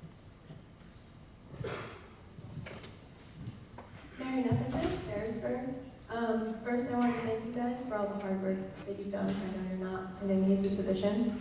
I might be in a minority here, but since consolidation, I feel like a lot of Ferrisburg residents, probably Addison too, have felt like a lot of things have been taken away from their schools in the name of equity. So I think consolidating all the students early on in elementary will actually make everyone in the same boat, and then we're all going to feel like we're in it together, which would be a great thing. My question is, I've spent a lot of time looking at all these documents, and I understand that busing would be extended for option 4B, but I really think a better explanation would be helpful for all of us as to why that's not a good fit. And also, I understand that the superintendent's office is only 1% of the budget, but having to pay for that while we're closing a school down, it's gonna make people angry, man. It's only $60,000, but that's a job. It's a job that a lot of people don't get paid that much per year. So I would really advise you to try not to do that. And also, I think the idea to give people a little bit more time with the information will only benefit us. I know it's going to make things hard, but if you want to get people on board for this, they need some time. Because I have time now that I have a kid in preschool, but a lot of people are working 2 full-time jobs, and they have sports, and it's a lot of information to process. And people might not be able to make the 3 community engagement meetings, and they're going to need some time to look through this, because it's a really hard decision. I have 2 kind of silly questions. One is, are we going to have a graduation for the 4th and 5th and 6th graders this year? since they're all going to go to middle school, because I think my fourth grader would be super sad if he didn't get to graduate like all the sixth graders do. The other one was on the facts. Some of my questions showed up, yay, but one of them didn't get answered. I wanted to know how we were going to pick principals, and the answer was that the board and the superintendent would come together if we need to hire more. Well, we're not hiring more, we're cutting things. So how are we going to select the principal for whatever schools we have left? Is it going to be seniority? Are we going to have an interview process? Okay, that's it. Do you want to speak to the principal? We haven't talked about that yet, so that's why there's not a specific answer to that process. Like, we don't even know if we're going there, so we haven't developed a process. Certainly that would be, that would be yet another process that we would have to go through. But our idea would be that we would involve, I sure don't want to make that decision by myself, I'll just say that. And I also don't feel that we would be casting even wider net than the administrative team that we already have, but that's just my opinion as the person that supervises our excellent administrators.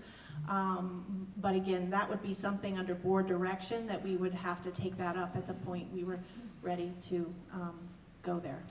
So I'm sorry if that's not a very satisfying answer, but I'd rather not make up an answer to something that we haven't discussed or decided.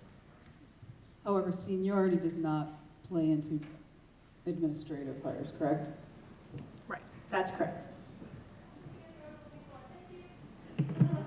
And certainly graduation of 4th, 5th, and 6th graders could be a possibility.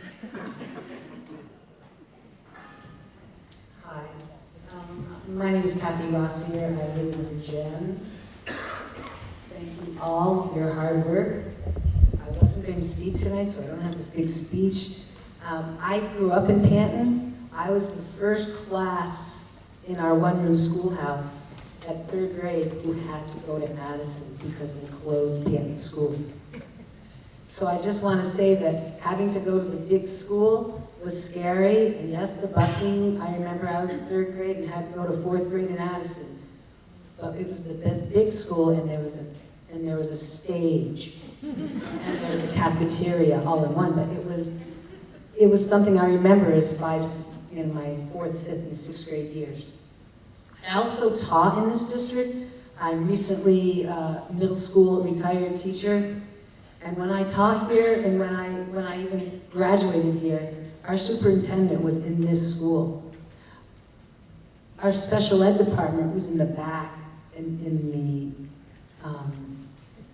stage area. We were able to make it work with central office within the schools. But the biggest reason I'm standing here, and I love you, Barb Fitzpatrick, but all my years of teaching middle school, I taught 5-8, and I taught in a house system. And I would never think about taking the 5th grade and not having them with the 6, 7, and 8.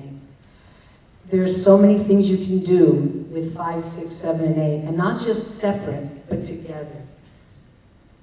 My biggest concern, though, is putting any middle school situation in a high school, even if it is separate. If there was any way, a creative way, that 5-8 could be in one school, that would be my first choice. You keep those kids younger, longer.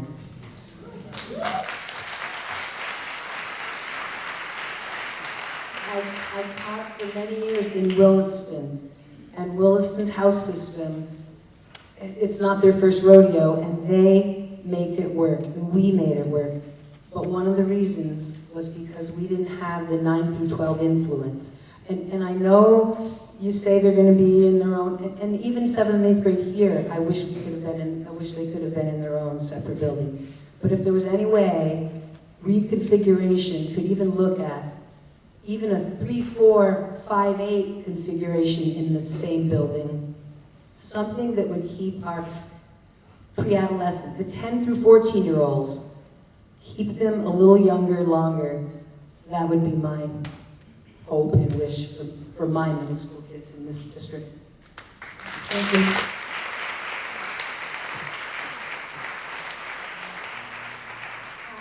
I'm Carol Hoffman from Addison, and one of my concerns is there's a lack of experts. And so I looked at your board retreat, and in other districts, consultants come in and they just not only look at classroom size, but they look at administration. And we have a huge administration. I'm concerned that you didn't have mental health present to give you advice on attachment. We understand attachment in today's world. We get it. And it is really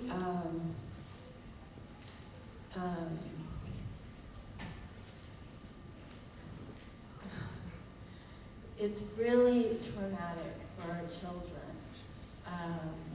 if they're not put in the right setting.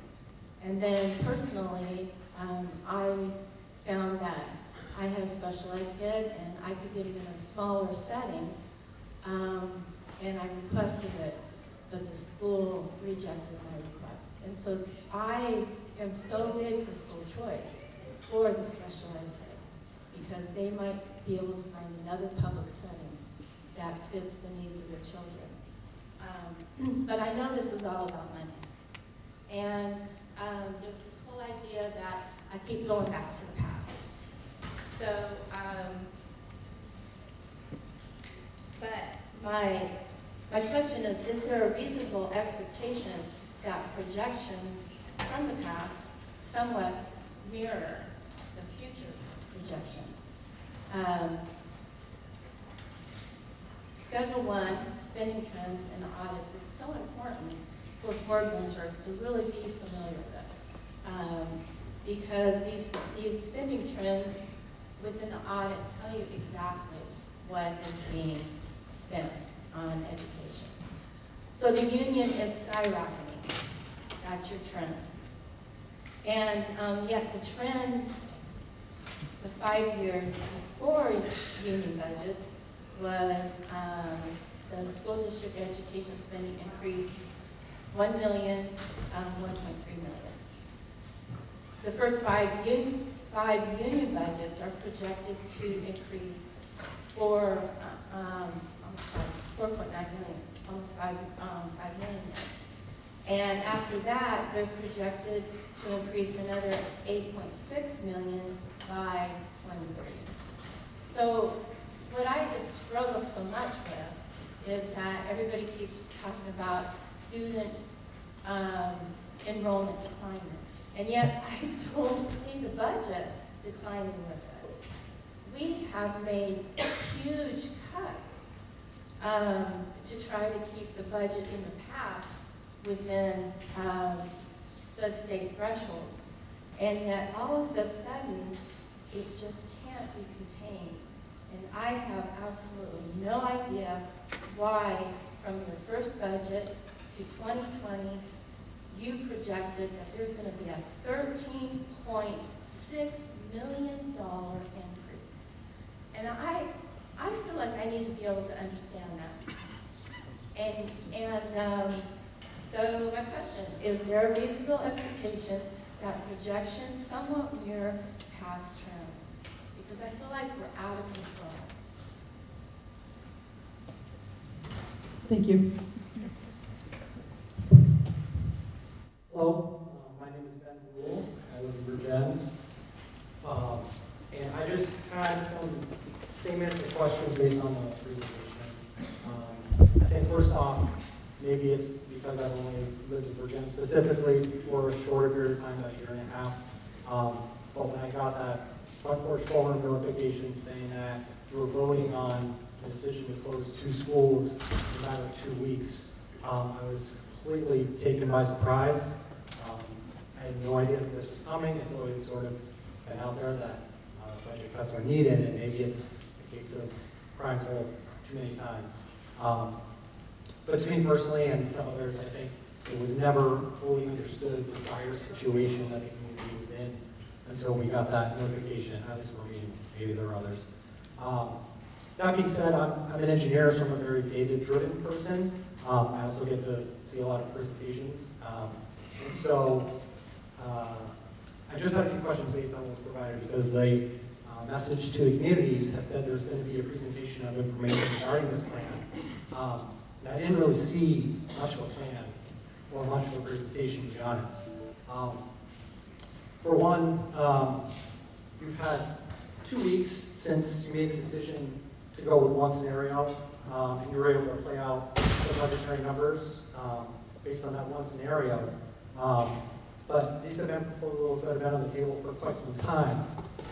So it seems like having numbers for the others in detail wouldn't be that huge of a stretch to expect and to provide to the community to see what is the real impact of all of the scenarios and to convince us that this is really necessary. And another specific question regarding that is, do the others meet the budgetary threshold? You said there was some number that the other, or that we had to meet to not incur penalties. It wasn't clear if other scenarios did or did not meet that. All that was said is that this scenario had the biggest cuts. And it seemed like that was the only data point you needed to make this decision. We also didn't see any data past this year 21. This is a huge change in this community that's going to have long-lasting impacts. So just going out 2 years seems a little short-sighted. I know it's tough to figure out the variable costs, but we, as Ms. Kaufman pointed out, we have trends over time, and being able to project those out would, again, help the community understand where we are today and where we're going in the future.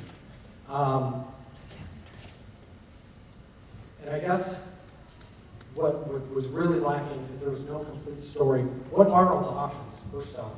If you didn't walk in here without me telling you ahead of time, no one has any idea what those options were. There wasn't a clear presentation of what downsides were you decided on for each of those options and what the upsides were for each. So we have no idea, just coming to this forum, what the best option really is.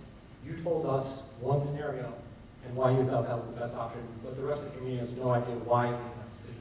So I think if you want to how the communities agree with you and move forward with their votes, we have to know what information did you actually use? What studies did you use? Do you have studies on long-term impacts of 5th grade students being in a school with 12th graders? You mentioned others have done that, but there's nothing to say that that's actually a good solution. We've had some, single case examples, but are there any studies out there that say that that's acceptable? And so I just think you've made a decision based on information that you've seen that the community has not had the time to see yet. And I think if you want our support in this, that's the most important thing. Thank you very much.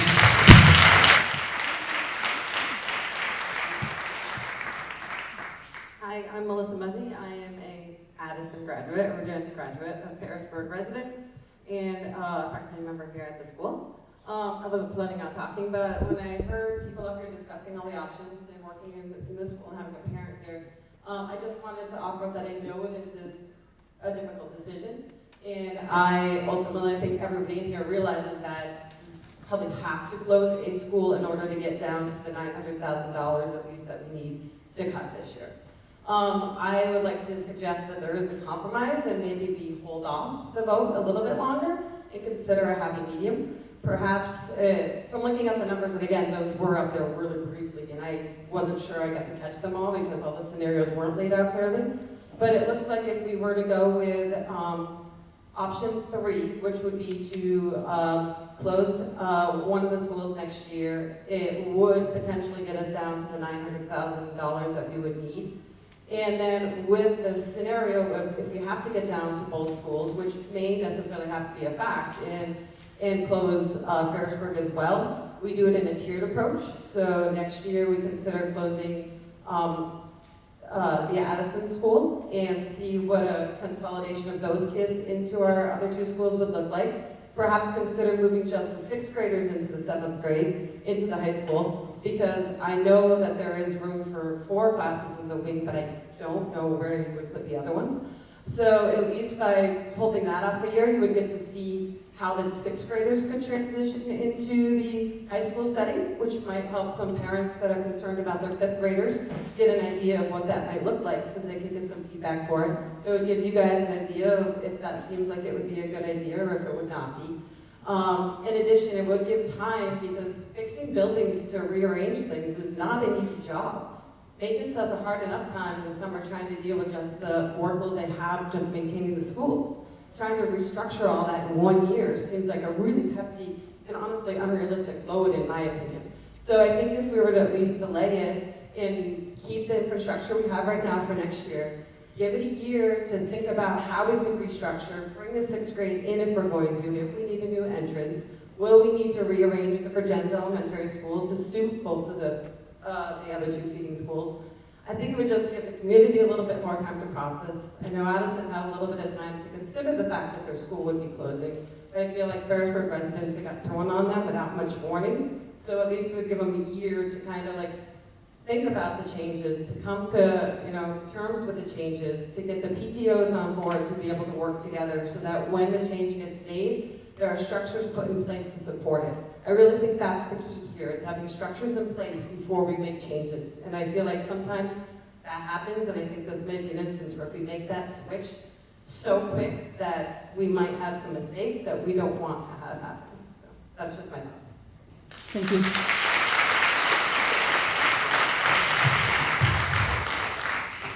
Hello, I'm Jeremy. I went to this school in Ferrisburg, and just moved back to the area. Super happy to be here. And I want to say the board, I don't think for a second that all of you have your hearts in the right place and want the best for our kids. So it's not personal like that, and it's tough to balance projects. It's hard. No, I understand what you're saying and where you're coming from.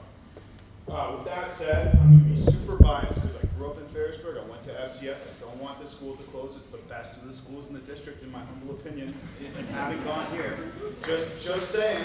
And just so you know, I came to this school in 7th grade, and I don't know who knew me growing up. A bunch of you did. And I was a little bit different kid after I came to Virginia in 7th grade than I was in Ferrisburg in 6th grade. And I would not want 6th graders to come to this school. I'm glad I didn't come here earlier, although I had a great time at Virginia. But if you get what I'm saying, having a separate middle school is a pretty good idea. And I'm hearing that from a lot of people here. And something that I wasn't necessarily going to get up here, but nobody really said it yet. It's the elephant in the room. I don't want to offend anyone from Addison. But you look at the enrollment numbers and the possible solutions that have been pitched. And there is a solution that hasn't really specifically been discussed. I think it's 4B in your proposal.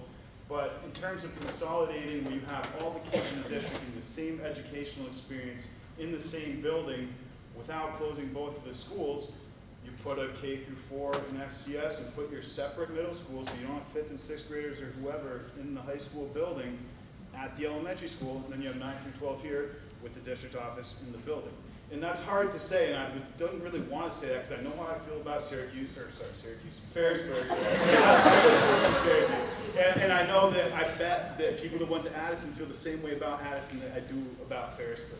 So I totally respect that and want to say it's not like I haven't considered that. But like Ms. Muzzy said, closing both schools at the same time seems a little drastic. And my initial reaction to that was, well, they only want to close Ferrisburg so that Addison's not like, oh, you're singling us out and only closing us. That did occur to me, because if you look at the numbers across the board, the enrollment numbers are similar in Ferrisburg as to Virgins and the high school. And I mean, I don't want to see my school close. I know a lot of people feel that way. And finally, and with no jab at the board, I appreciate what you're doing. I know you're trying your best in a very difficult situation. But I'd like to see the numbers on 4B and maybe a couple of the other plans to see if there's other ways to balance this budget than closing both schools right now. So, and I hope everybody votes don't close Ferrisburg.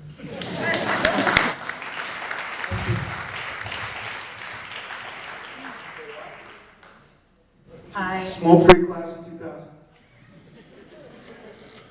My name is Carolyn Blaze, and I live in Ferrisburg. My son is going to be entering kindergarten in 2 years. Getting this information, I have to say, I was sad, frustrated, disappointed. That, as others have said, this came up very quickly to someone who is not actively involved with the school system right now. And I do also would encourage the point of not rushing on this, because it is such a big, big thing to do this year. I mean, the fact is that we talk about declining populations and projected declining enrollment. My problem with that is that I'm in my 30s. I moved here 7 years ago to this state. We're finding that this was a quality of life that I valued. And I'm not alone here. I have met many, I see you nodding people in their 30s and 40s who have brought their families here. And I do not think that these are necessarily going to be accounted for in any official statistics you have. We are on the eve of an official census. We have the 2020 census right here. So this is where I'm asking if we could take a little bit more time and just kind of getting some more numbers to seeing where we are rather than just rushing through these. Thank you. I defer to the gentleman on the right, please. I'm Alden Harwood from Madison. I came here tonight originally with what I thought was a pretty simple question, which was how much money are we going to save and where's the money going to come from? After Elizabeth's presentation, my reaction was that $1 million is not a good enough reason to close a school. That being said, I hate to say this, but I don't think 1 or 2 million in savings is enough. I think that the difficult questions and the difficult decisions are still yet to be made. As we all know, salaries and benefits are the highest percentage of the cost of running the schools. I'm pretty familiar with school budgets, having worked in the school system for the last 8 years. 25 years ago, I took my sheet to town hall to protest my property taxes. And I got to tell you, the conversation hasn't changed much in 25 years. I guess all I want to say to wrap it up is I don't understand what's the big hurry here. I really think, and I agree, as one gentleman said earlier, I think you need to really tip the conversation upside down and start talking again about how we do things differently. I just sold half my farm, and my property tax bill still went up this year. Thank you. Hi, I'm Matt Vogel, Harrisburg.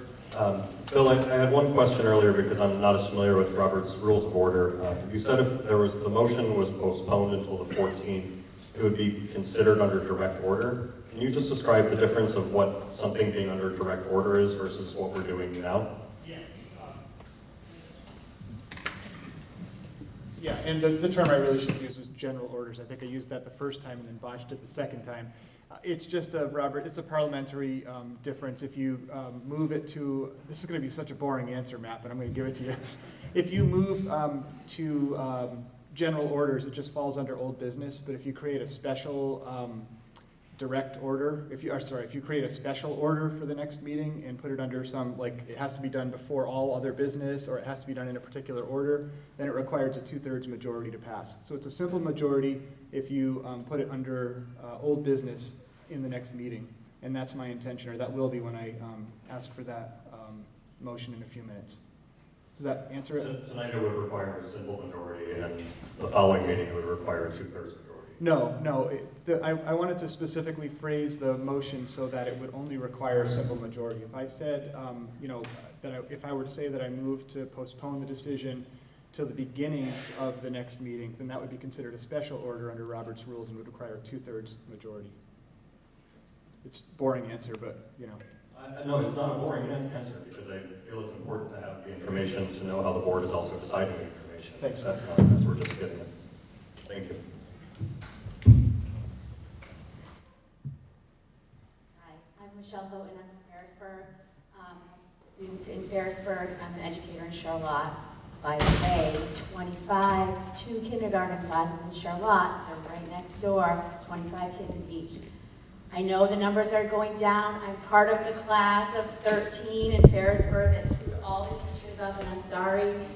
But I know that there's people moving in right next door. It's full, okay? They've got 2 classrooms and 25 in kindergarten, okay? All their other classes have a lot of 25 students in them. So with that being said, given what's going on, I would love next time that you guys all get together and have kind of actual visual of how you're going to fit these kids in these buildings, because I know you're saying you can. I've been in all of them. I used to substitute. I used to work at Virgins Elementary, and I know that special education rooms will probably be going away to fit these kids in classrooms. Special ed kids need a place that they can learn on their own, and I'm a big proponent of that. I also feel that the arts are amazing, and we need to make sure that still happens. And the classroom is really important, so it may come to what's more important, music or classroom. So I'd just like to see how you're going to fit those kids in the high school, if that's what we're going to do, and in the elementary school, if that's what we're going to do. And I want to see it. I don't just want a little chart where there's going to be 15 kids in 4 classrooms. I want to know that you're going to take away the music room if that's what you're going to do, or the art room, and they're going to be on trolleys. Because that might work for social emotional learning, and that might work for the Chromebook cards, but I don't know that that's going to work for art and music and things that are not as easy to have on trolley cards. So I just ask that if we do have a meeting next time, that maybe you guys can be specific on where they're going to go in the high school, where they're going to go in the elementary school. Thank you.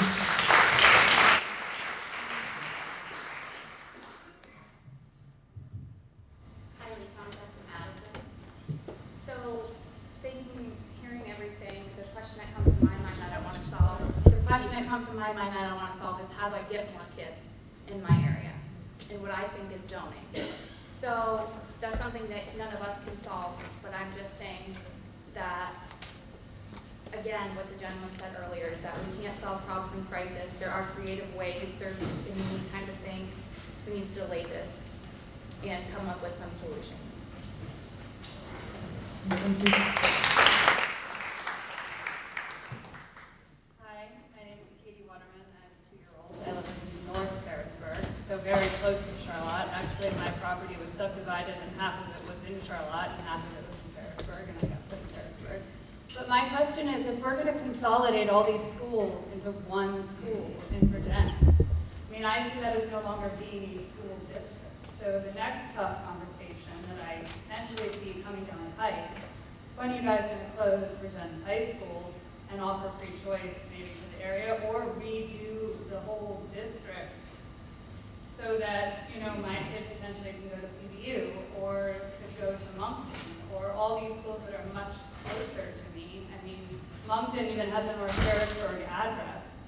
So I'm just curious, like, about the bigger picture and how that has been discussed and in what forum that's discussed, and how we would get to the point where we do start even restructuring the districts, or if we eventually end up having to close the high school and Virgins, then what happens? You know,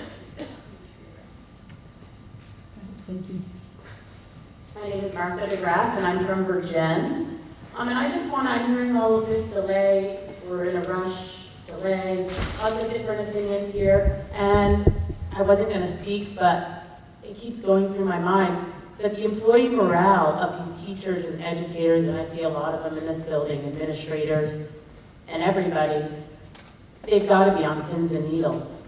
And I know when something is about to be cut, or you're about to lose something, or you could possibly lose, that everybody is affected, including our children. So while I don't want to have everybody jump into a decision, I also want the children to be at the top of your list, what is important for them.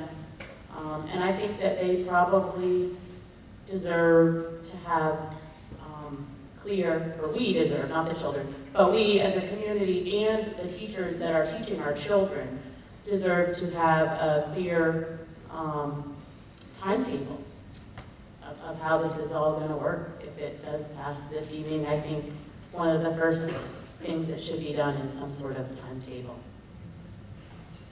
Thank you.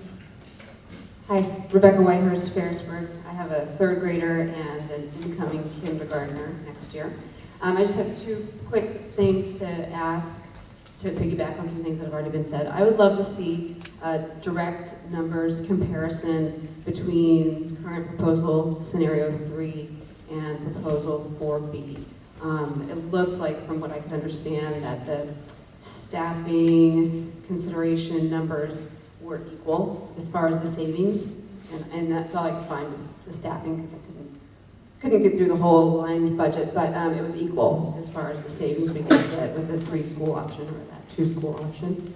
And then my other concern or idea was just moving forward, if we could connect these school board meetings with select board meetings and members, and just kind of creatively think of some ideas, like Michelle said, to bring people down. We're right in the middle between Ferrisburg and between Burlington and Middlebury, and I think that there's got to be some good ways to get people to move into our communities, to create some affordable housing, to encourage families to come down here. We have a lot to offer. Thank you.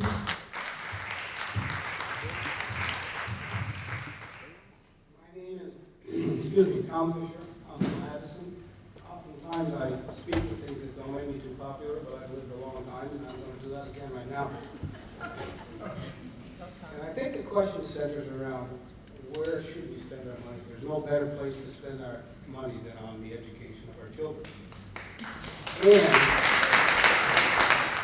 I want you to think about for a minute where the money comes from. I live in Addison, and if you go down south of the Champlain Bridge, which most of you know where that's located, a mile and a half, that's where the Addison town line separates from Bridgeport. If you were to come along the lake shore, all the way to Charlotte, you won't find more than a handful of ships. Most of those properties are paying full taxes. They're absentee owners. There's no subsidy. The residences in those towns, if they're like Addison, and I think they probably are, 72% of the residents' taxes in the town of Addison are subsidized by the state to some degree. To some degree, 72%. So I think I've been a salesman, and it's a tough thing to sell things at a higher price. You're always competing against a lowballer. But I don't think this is a place that you should necessarily lowball. This is a place you have to spend some money and go sell it. Thanks.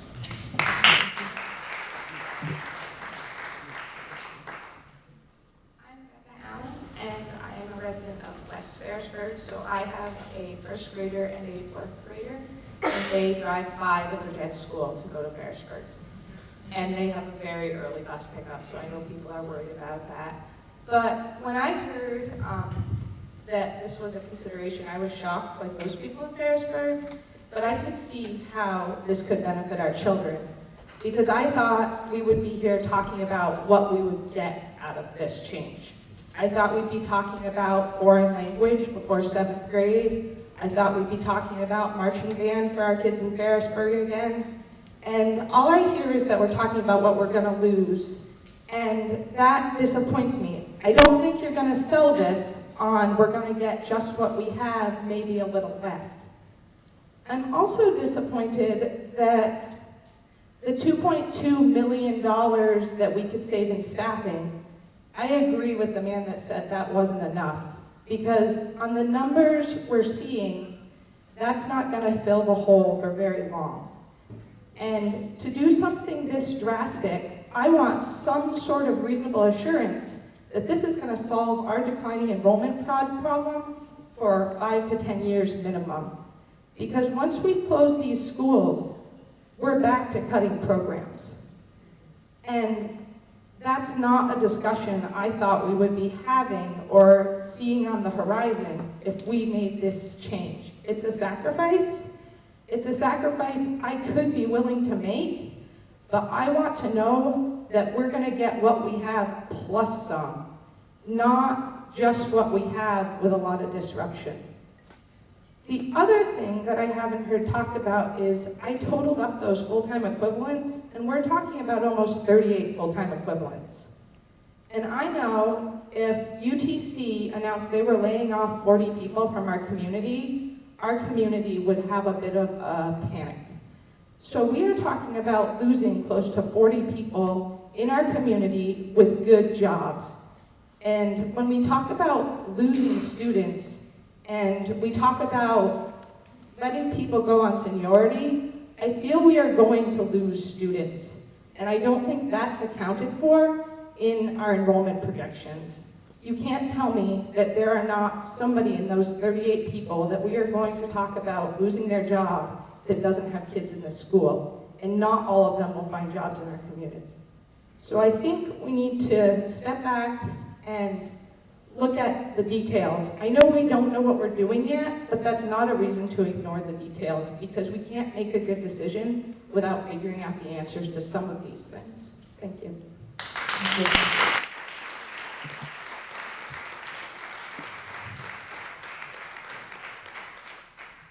This is a public service announcement for Ferrisburg neighbors. We have our select board meetings the first and third Tuesday of every month, 6:30 p.m.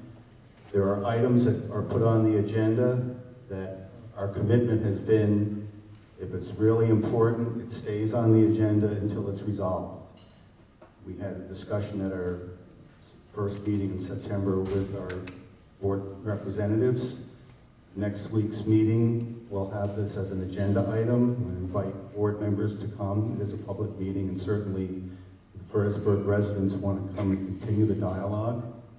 I know there's been a lot on social media discussions and an immense amount of work from the school district administration to put the information up on the website. But obviously, the face-to-face conversation is really critical. So we'll make sure that in Ferrisburg, this topic is on the agenda for the select board for open discussion for anyone who wants to come. Thank you. Thank you very much.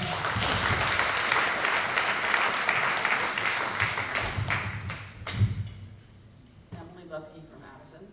I'd like to respectfully request, there's a lot of voices, I think, from the community that maybe still haven't been heard, and I'd like to revisit Bill Clark's motion to allow more dialogue to happen, because I just don't think we have time tonight to hear everything that needs to be said. Thank you.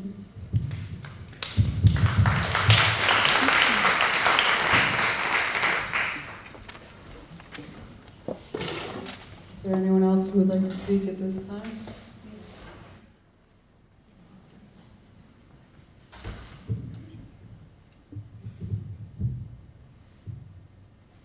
I don't have a whole lot to say. Judy Langeway. I live in Ferrisburg. I went to Ferrisburg Central School, but I started out in a one-room schoolhouse. And then I went to second grade through eighth grade in Ferrisburg, because we had 8 grades back then. And I was never a good student. I was never a good high school student either. But I want to tell you people how proud I am, and I give you all my prayers for all the hard decisions that are coming up. And I just want to give a suggestion. You know, those 2 school buildings could be repaired, and town offices or other special offices could be put in those buildings so they could be used. That's it. Thank you.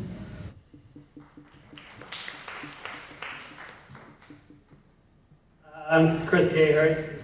You were here before. You already heard me ramble on a little bit, but I'm going to jump into the fray on this one.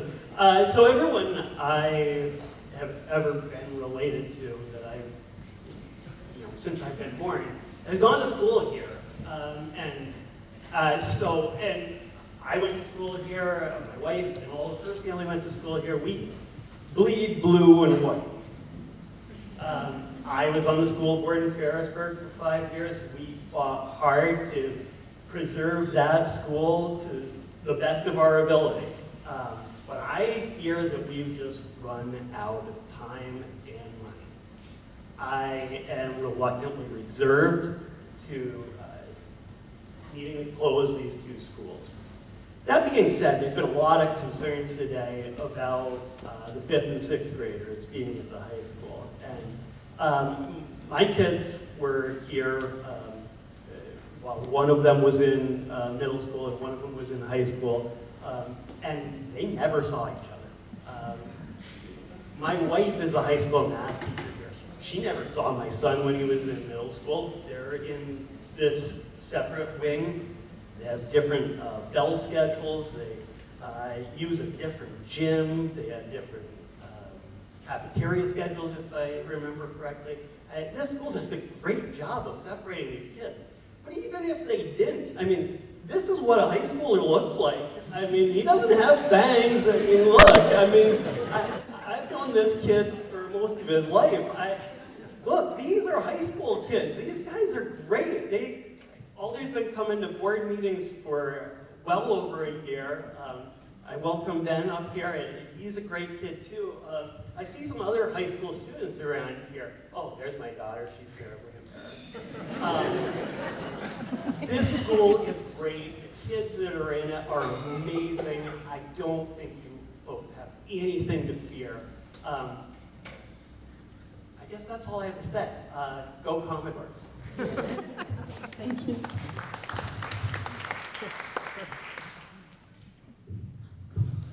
Mitchell, Addison, 9th grader, 5th grader, 3rd grader, 1st grader. I just wanted to give a kid's point of view. We've been discussing this, me and my wife, at the dinner table for, I guess, as long as it's been around, which is a couple years, so we've heard about it, even though we've only been here about 5 years. But when we told our kids, hey, especially our 5th graders, you may be going to join all the other schools, they were like, yes, great. Bigger classes, all my friends in sports are there. It'll be fun. So I just thought I'd throw that in. The kids, I think, will be fun. It's the parents who got to get over it.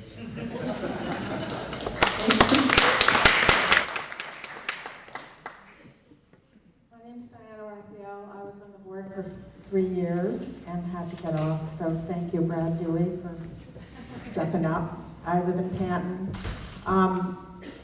My 3 kids all went through the school system, and I have 2 grandchildren in the school system now, and I taught here for 28 years. But what I wanted to read tonight is the Addison Northwest School District Vision Statement, which was written not only by the board, but also by the community, and I have to believe that this vision statement will go forward with us no matter what our configuration is. We envision a kind, collaborative, and creative community for all that nurtures a diverse and accessible learning environment. Students will flourish as critical thinkers and productive citizens, cultivating resilience in an ever-changing world. And it is an ever-changing world, folks. Thank you. I'm Kate Yarborough from Ferrisburg, and I was very briefly on the Ferrisburg School Board in its last year. And I can sense this meeting's starting to draw to a close, so I'm going to put all of my opinions on all of the different aspects of this issue on the shelf for now, and just implore the school board to not vote on this tonight, to look carefully at the option that would put elementary school students in the Ferrisburg building, the middle school students in the Virgins Elementary building, and the high school students where they are. Going ahead and pushing this through for next year will not be successful. It will be chaotic. The teachers are not prepared. The community is not prepared. There will be major expenses to make it happen. And every Ferrisburg family I have spoken to in the last 2 weeks has said that they would vastly prefer the option of keeping the Ferrisburg building open for consolidated elementary grades than closing up or vastly underutilizing one of our last and most precious assets in the town of Ferrisburg. You're talking about trends and where we're going from here. And I feel like there's this very fatalistic idea tonight that there's nothing we can do except just let some of our smaller towns become ghost towns and bus our kids into the bigger towns. And I'm not gonna say anything more tonight except that I beg you guys not to vote on this tonight and to give the other option more research and more data for your community. I think we're going to not be able to accept your decision if you vote for it tonight. Thank you.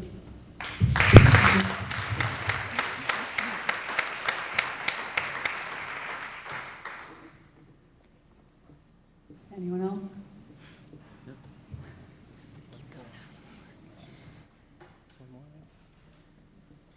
Dave Messer from Ferrisburg.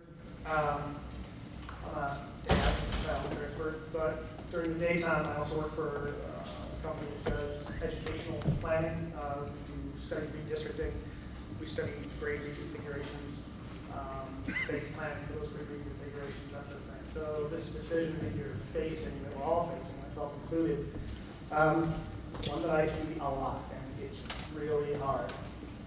And I've seen all sorts of different solutions work. 5 through 8, it can work if the community's behind it. And that's the big thing, is if the community's behind it, and they understand why the decisions are being made. It might be the right decision at the end of the day, but just trying to piece together what's been put out there, the Google Docs online, it's hard for people who don't do it every day to know what's going on.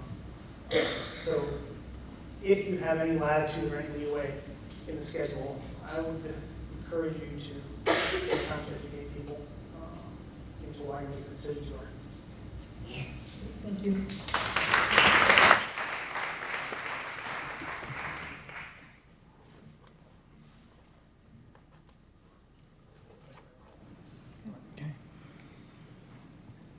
Okay. Board.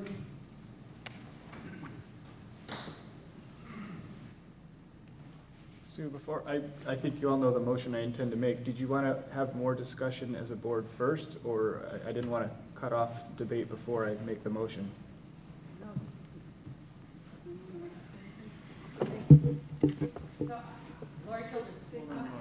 Hang on. Maybe I could take one of those now. Yeah, that's true. So I might be inclined, I may be inclined to vote for a delay if it wasn't going to push us up against a wall, a time wall. So if Bill made a motion to defer it until the 1st of August, or, I mean, we'd have to come up with a meeting date, which means we'd have to get a quorum, which means, et cetera. So, but October 14th, that's tough. That feels really, really pushed against, and I get it. Oh my gosh, do I get it. But we have rules, and if we don't get the vote in front of the towns, it's going to be an entire year before we can address this thing again, and our taxes are going to go up again.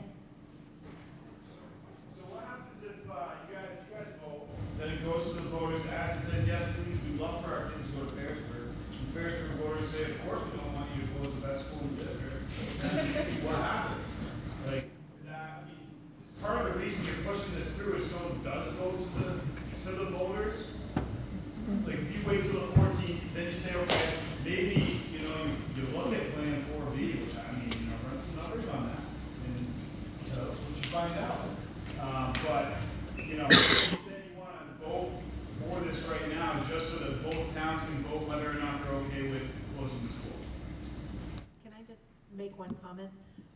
I don't want to speak for the board to answer your question, but I would say that part of the design of this being a process is to get to a place where we have some community engagement sessions planned. So this wasn't meant to be a presentation on all of the rationale that led them to the place that they have come to, or maybe have come to. It was to make that vote so that it was certain where we were headed, so that we could begin in earnest communicating about these changes, right? They haven't even made a decision yet about whether they're moving forward with this proposal or not. So I guess I just want to say that because I sense there's some disappointment from this group that there was maybe they came expecting a larger presentation, and this wasn't meant to be a presentation on how or why they arrived at this decision, because they haven't made that decision yet. Does that help at all? And I think Sue can take it from there.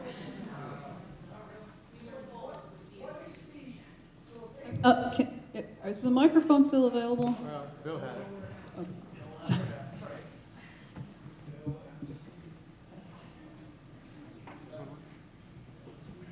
Michael Muir again. So if the vote tonight goes where you recommend what you originally said, you don't pass bills, you vote on the other one, you pass it through. So now we have 3 community forums after a vote that you've made. So we're going to discuss a Band-Aid now and how we're going to do it. We aren't going to discuss any more problems. It's going to be, the community forums are now going to be how we're going to restructure this, not what the problem is or the other. I think the forum should come before the vote. I mean, that's just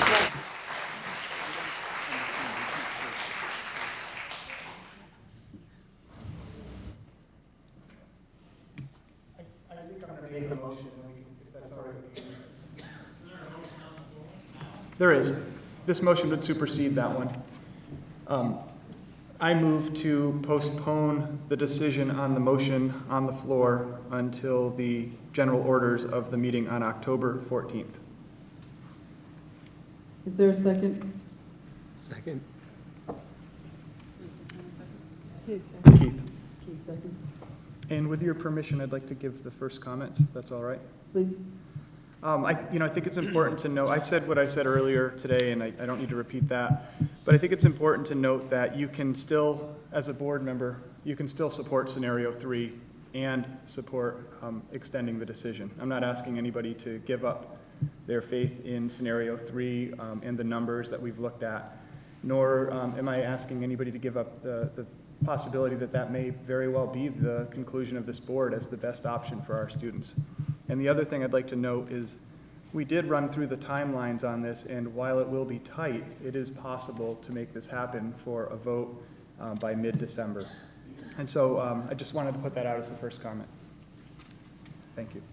Other comments from the board on the motion to delay, postpone? Sorry. What are the dates of the CEC meetings? The question is, what are the dates that have been selected for the community engagement forums? The dates are September 26th at FCS, September 30th at ACS, and October 8th at VUES.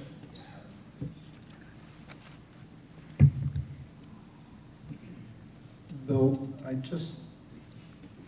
it pushes things awfully tight. I think that if you would move your vote back a week or two, it would give time for people to have discussions, but at the same time would remove some of the pressure, because until that vote is taken, we can't actually form a budget.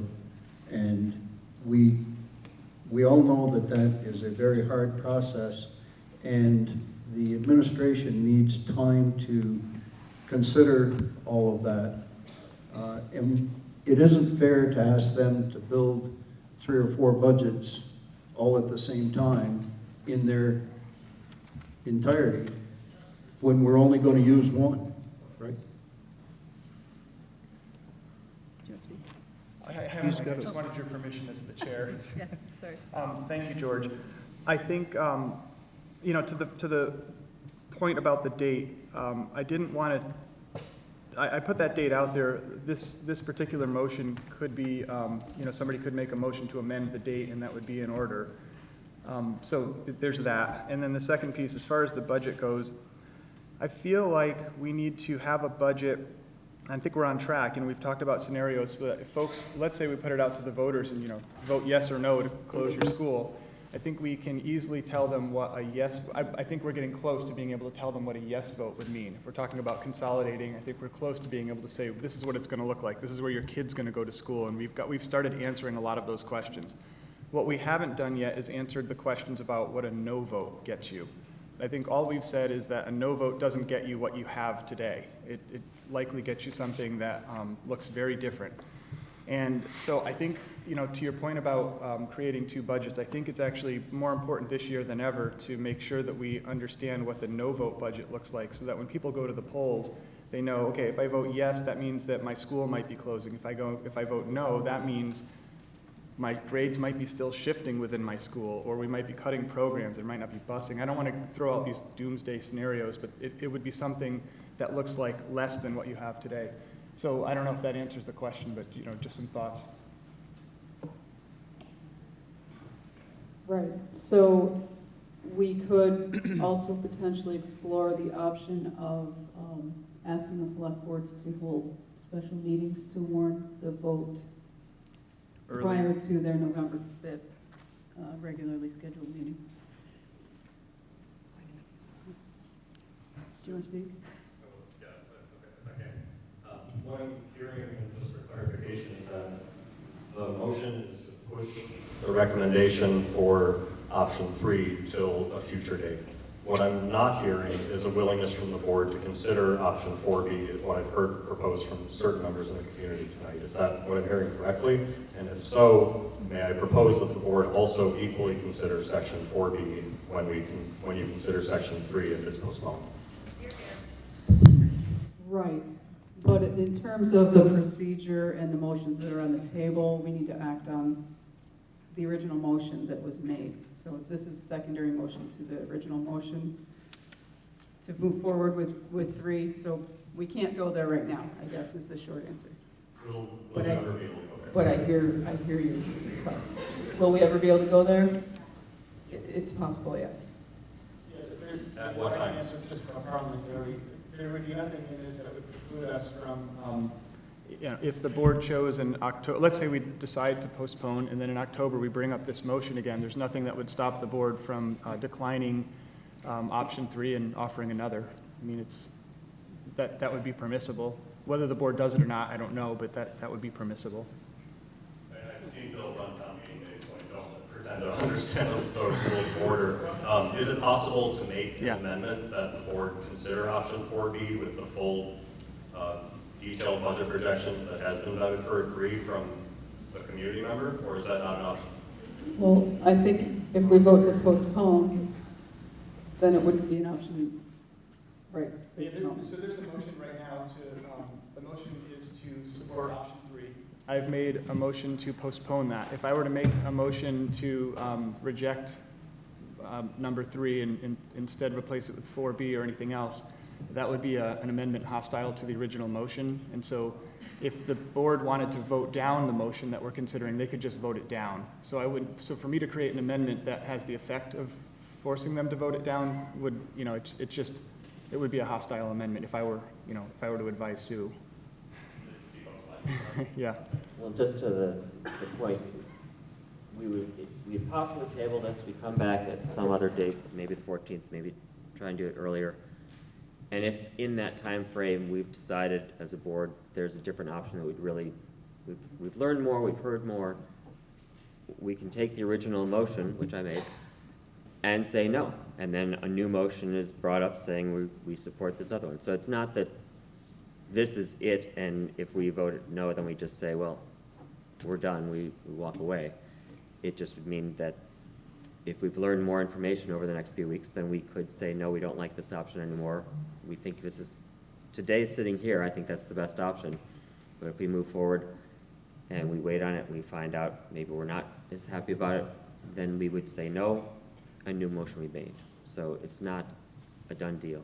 And even if we vote tonight and say yes, it might not be a done deal. We can always vote again and say, we've learned things and we've decided that doesn't work. So really, until the towns make their decisions, we're in kind of a limbo.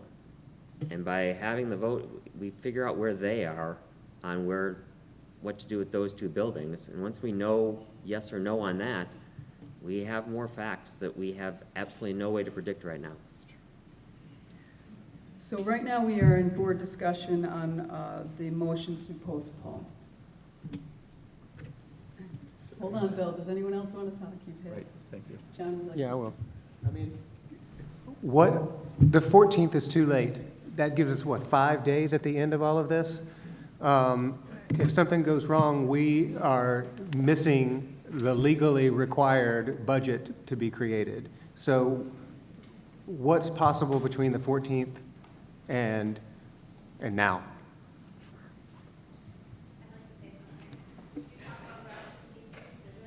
But a rushed and hasty decision is happening to our children. Yes. I think that if you can ask that from us, we can ask that from you.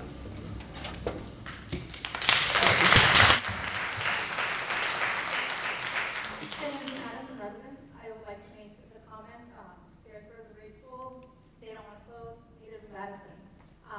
Addison kids cannot be bused all the way to Harrisburg. So Addison will not be supporting going to Harrisburg, from my opinion. Thank you. I did want to just quickly add one of the pieces of feedback we got from the Ferrisburg Select Board, and this was not just individuals speaking for themselves, it was the consensus of the Select Board was two things. They wanted more information before they could make a decision about what to do with the building if and when we come to that. So that's one piece. But germane to this particular motion, they also asked us to delay for more feedback, to get some more community feedback. So I wanted to throw that in, that that was feedback we received from the Select Board. So Sheila, are the dates that I went through earlier, if the board votes for a recommendation on October 14th, were the dates that I went through earlier I correct? think we were building around November 5th being the select board meeting. Correct. And warning a vote at that meeting, which has to be 30 days, so that means the vote could occur by December 10th. And then, like you said, we have to wait 30 days beyond that, which puts us out to, that first week of January. January 9th. Yep, and we have to have a final budget not later than January 22nd. So, we are fully prepared to be developing more than one budget, which we normally do develop more than one budget. So that's, work that we're prepared to do. So, and that would be a sort of a worst-case scenario if the select boards were agreeable to have a special meeting prior to November 5th. We could push that forward. You could, and you're going to, you just have to be careful. There is a holiday in the, end of November. Like, we're working around holidays and so forth. And then again, we can hope that there's no snow. A snow day in there could really mess things up too, but. If we did a special meeting on September 30th? September 30th? We already have a community engagement meeting that night. On the 30th? I thought the community engagement. 26th or 30th. We have the 26th, the 30th, and the 8th are the community engagement sessions. Got it, never mind. Mm-hmm. So if the intent is to hold this after those 3 meetings, it's not going to be prior to The October 7th? 14th. The 7th? We have the 8th is the last meeting. I know, We could well, do if 2 we of had 2 of the 3 meetings by that, if we had 2 of the 3 meetings by then, I mean, would a week make a difference?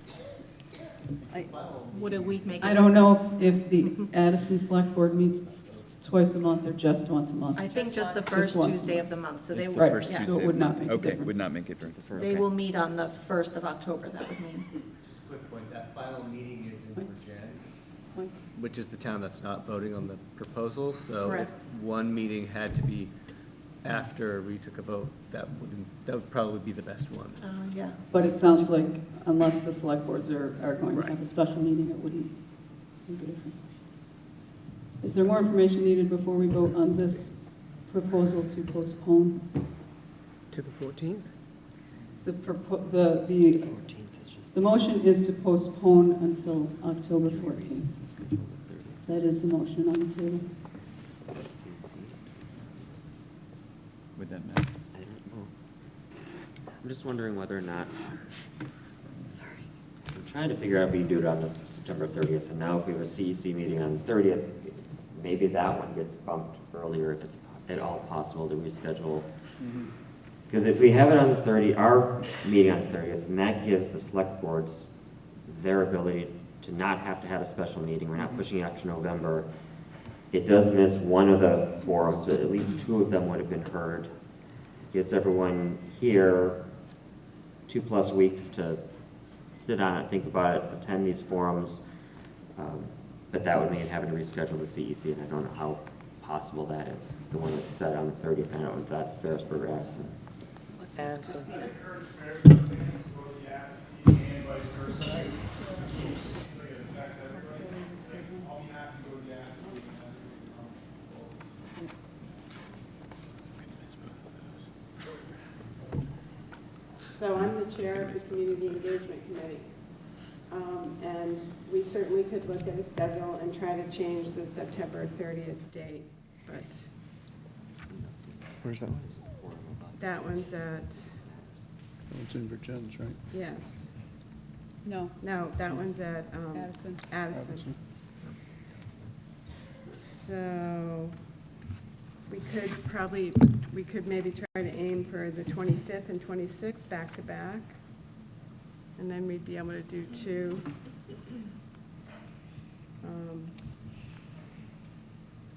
And the select board meeting is the 1st, is that correct? Yes. Mm-hmm. Yeah. Right. Well, then a follow-up question would be, is there a quorum of us on the 30th? I didn't know what you said. The question is, would a quorum of the board be available to meet on September 30th if there was a special meeting called? Should we raise our Can you raise your hands if you would be available on the 30th? Bill? Yeah. All right. Okay.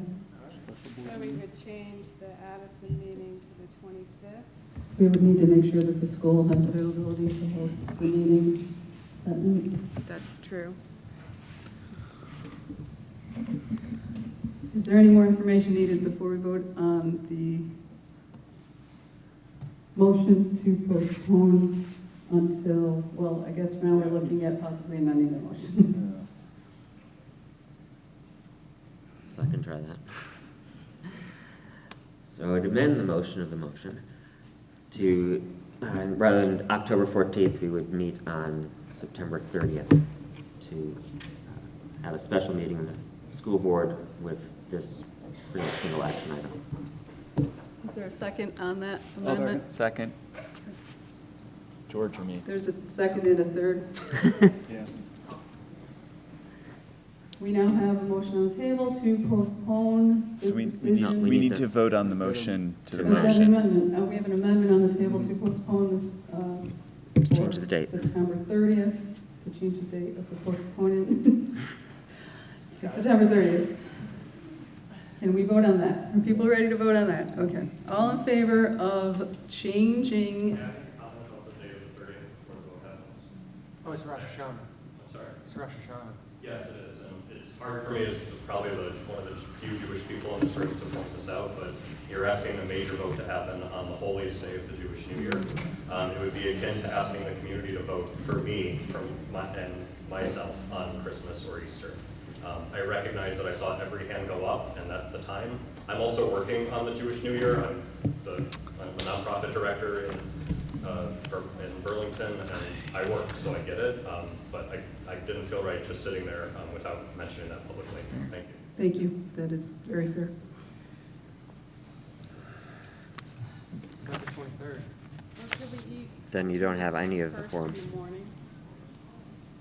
You're proposing that we held a special meeting to vote on this in the morning? Yeah, I guess the public would probably. Of what date? I'm not sure. Then you don't have the public showing up. Christina was suggesting the morning of October 1st. About the That 27th, seems Friday. Yeah. Perhaps Yeah. more inaccessible. I guess it would be. I was just trying to get it in before the select board meeting. Friday the 27th? So you're saying have two community forums on the 25th, the 26th, and a special board meeting on the 27th? Again, is there a quorum? Can you get a quorum? It's a Saturday. 20th is a Saturday. They were talking 27th. they were talking the Friday. 27th. The 27th, Friday evening, or the 28th, Saturday. All right, show of hands for availability on the evening of Friday, the 27th first.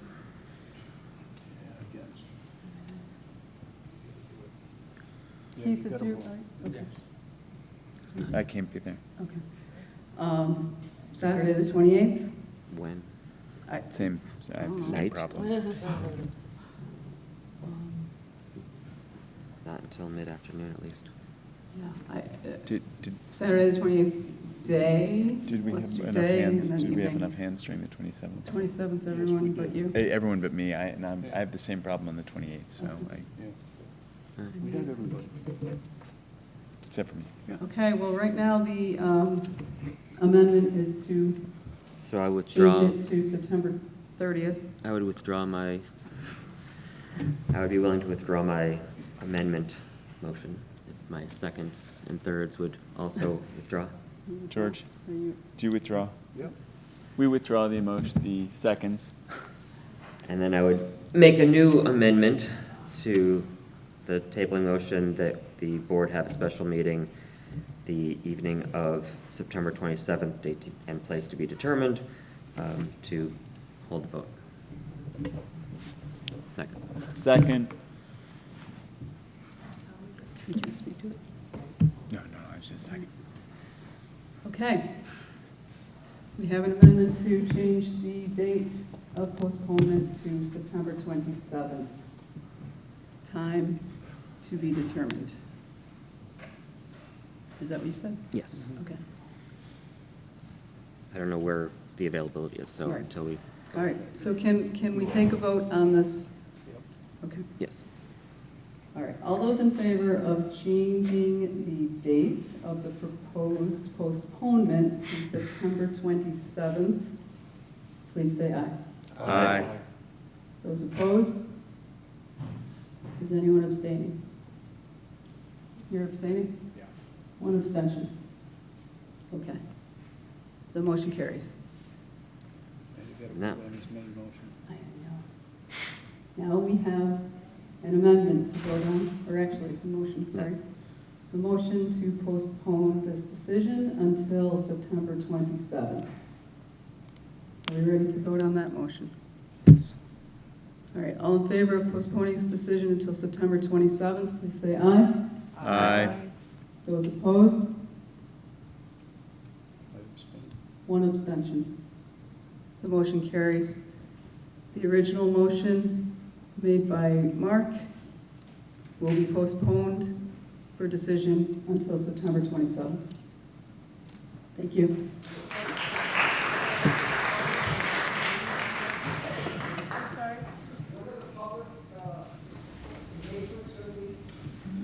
Here, 25th and 6th. Yes, so it's September 25th, and that's at FCS. That would be an ACS. No, I'm sorry, Oh. yeah, September 26th is at FCS. So we just changed the Addison to September 25th. Hopefully the school's available. Pardon me?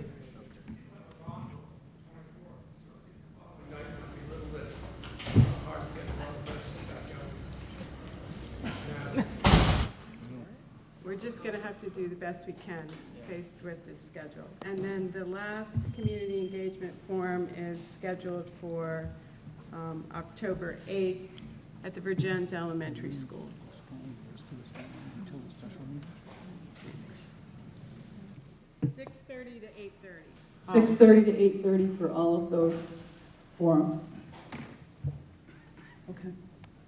All right, I think this concludes our action item D. No, action item D, yes, sorry.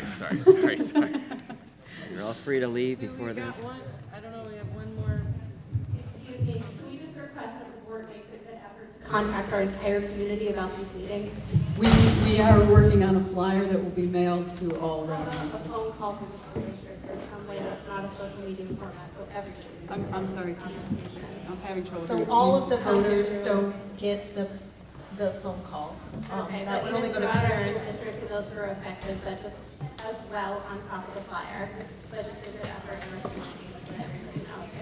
We do have a community engagement committee meeting tomorrow evening, and we'll be talking about trying to figure out as many ways to communicate the information as possible. So if you do have more suggestions, feel free to email them, please.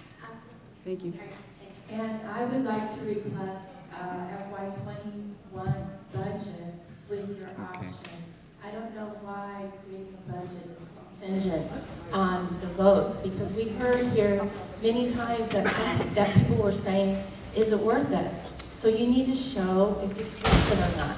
We need a budget to look at before you ask us to vote, whether the savings are coming and how much of the savings are going to reduce the budget. Okay, thank you. Okay, that brings this meeting to action item E, assigning board committee work. Looking for a motion. Someone have a mic. I move, oh, sorry. What are we moving? For the community engagement to organize public forums. So I move that the CEC, this is going to sound like we've already decided this, but the CEC, the Community Engagement Committee, organized 3 public forums to be held in Addison, Ferrisburg, and Virgins to engage community around restructuring, yes. Is there a second? Second. Okay. Any discussion about that? All in favor, please say aye. Aye. Any opposed? Any abstaining? The motion passes. We have one final action item tonight. I move that we accept donations from National Bank of Middlebury to $100 in total to ACS and FCS. Second. Mark seconds. All in favor, please say aye. Aye. Any opposed? Any abstaining? Okay. Thank you, National Bank of Middlebury. We'll move on to reports to the board. We have a superintendent's report. Is there anything that you wanted to highlight tonight, Sheila? Not necessarily. Is there anything you would like me to highlight? Certainly. In your board report, you mentioned, you shared the report about choice, Yeah. students moving back and forth. I wondered, obviously, next year may be different, we just won't know for a while, but were there any patterns in the movement that are worth highlighting or that we know about, or is it just, these were just kind of individual choices for a variety of reasons? Oh, are you saying in terms of the reasons why? Yeah.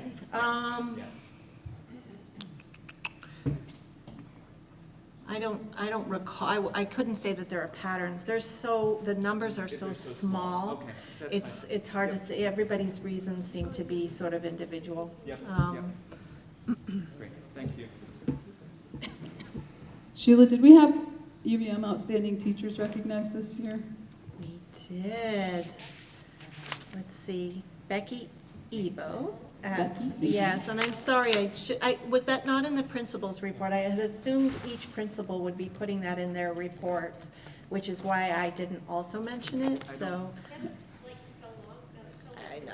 It seems a long time It ago, does, but it seems we like don't know. So it was Becky Ebel and Kathleen. Here was Kim Simmons, who was Kim Burgam, but got married this summer. Wonderful. So she and I and Sheila, and I believe the board chair is invited to the UVM reception on October 9th, and I apologize that was not in the written report as it should have been. no apology necessary. Thank you. It's always good to know. Any questions? Yes. I can. Regarding your, the superintendent goals in your report, Yeah. I was just wondering, under goal number 1, who makes up the educational leadership team? So that was in my June superintendent's report, but it's all of the administrative team and 9 teachers from across the district. And I can resend that list to you, so you have those names. Great, thanks. And when Sure. you say admin team, you mean all the principals? I mean all the I principals just plus want the to central clarify. office administrators. Okay. Yep. Okay, good, So- thank you. Yep. Okay, anything else for Sheila? I did want to point out that she did include at the end, a couple notes to the board. Next week, we have a board training around open meeting law with our attorney. That will be here on the, well, not here In the in this library. room, here in In the this library. building somewhere, to be determined Ah. next Monday.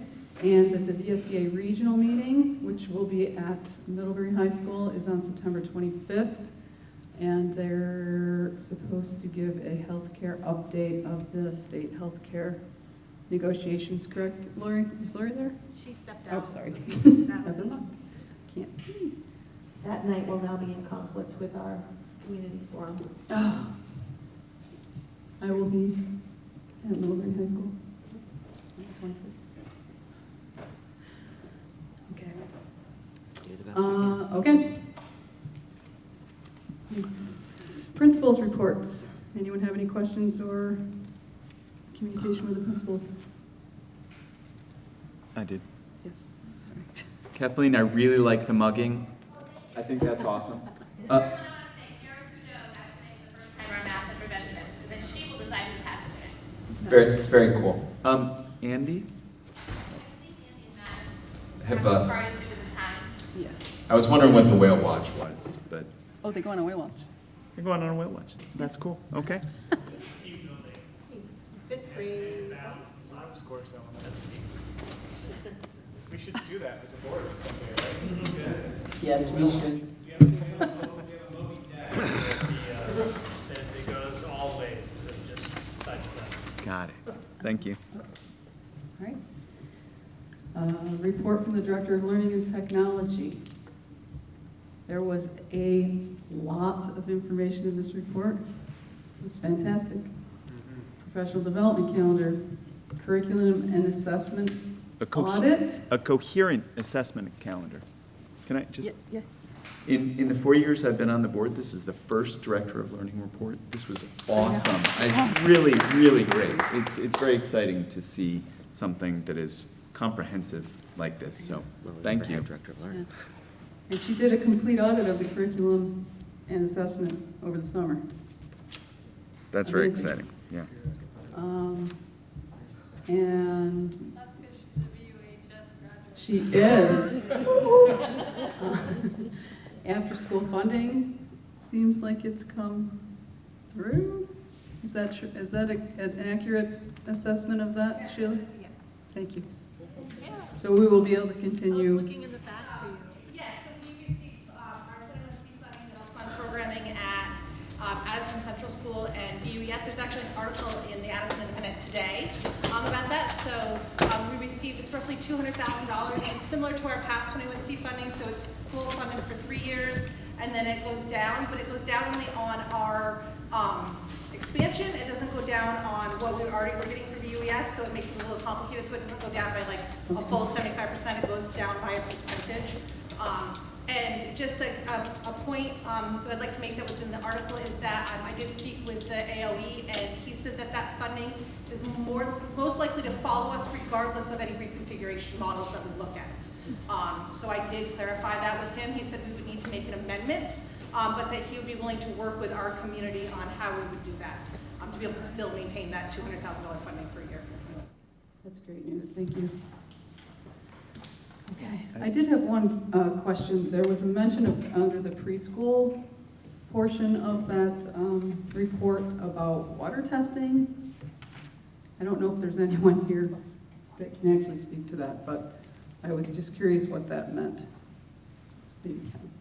That was testing for lead, wasn't it? Well, I thought we Oh, were we did doing that. though. Could you ask that question again, please? Yeah, in the Director of I was Learning and just- Technology report, there was a section on preschool, and it mentioned that water testing was being done, but I thought that we had already tested all of the tabs that we were testing for lead, so I wasn't sure what that was referencing.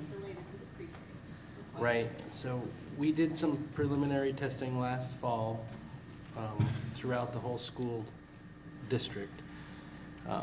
The testing I believe that pre-K is referring to is the water bottle dispenser.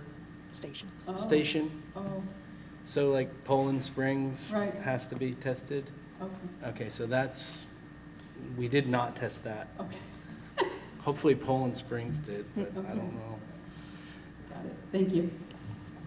Any other questions or comments on that report? Okay. Director of Finance and Operations report. Elizabeth, you had the auditors today? Yes, Yeah, all they day. kicked me out of the conference room. How did it for go? review. Good so far. They're going to be with us probably the most of the rest of the week, although we're hoping to get them out of there faster than that. And they'd like that too, so hopefully we get them everything they need. As far as my report, there's a ton of financial reports attached to your agenda this time around. You've got some information regarding FY19, so last year. Again, that's all preliminary, pre-audit figures, but we believe they're relatively close, and we've given the auditors everything that they asked for as of the date today that they walked through the door this morning. So hopefully that will go quickly, and we'll have some real solid numbers. We also gave you reports on the current fiscal year. As you can see, we still have a ways to go to encumber everything that we know will be happening this year. So hopefully by the next round of reports, you'll have some real solid figures for projecting this year. And I think that's about it, unless anyone has any questions. Any questions for Elizabeth? Okay, thank you very much. Good luck with the auditors. And that brings us to committee reports. Negotiations Committee?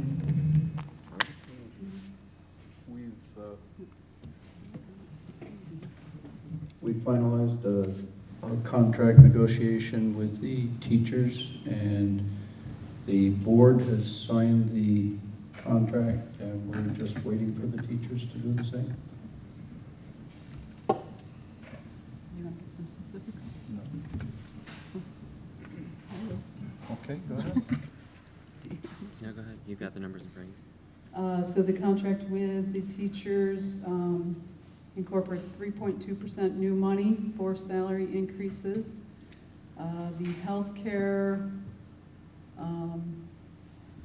which is, out of all of our hands, is up, 11%? Is that right? 11.7%, I believe. And that's the same for the support staff as well.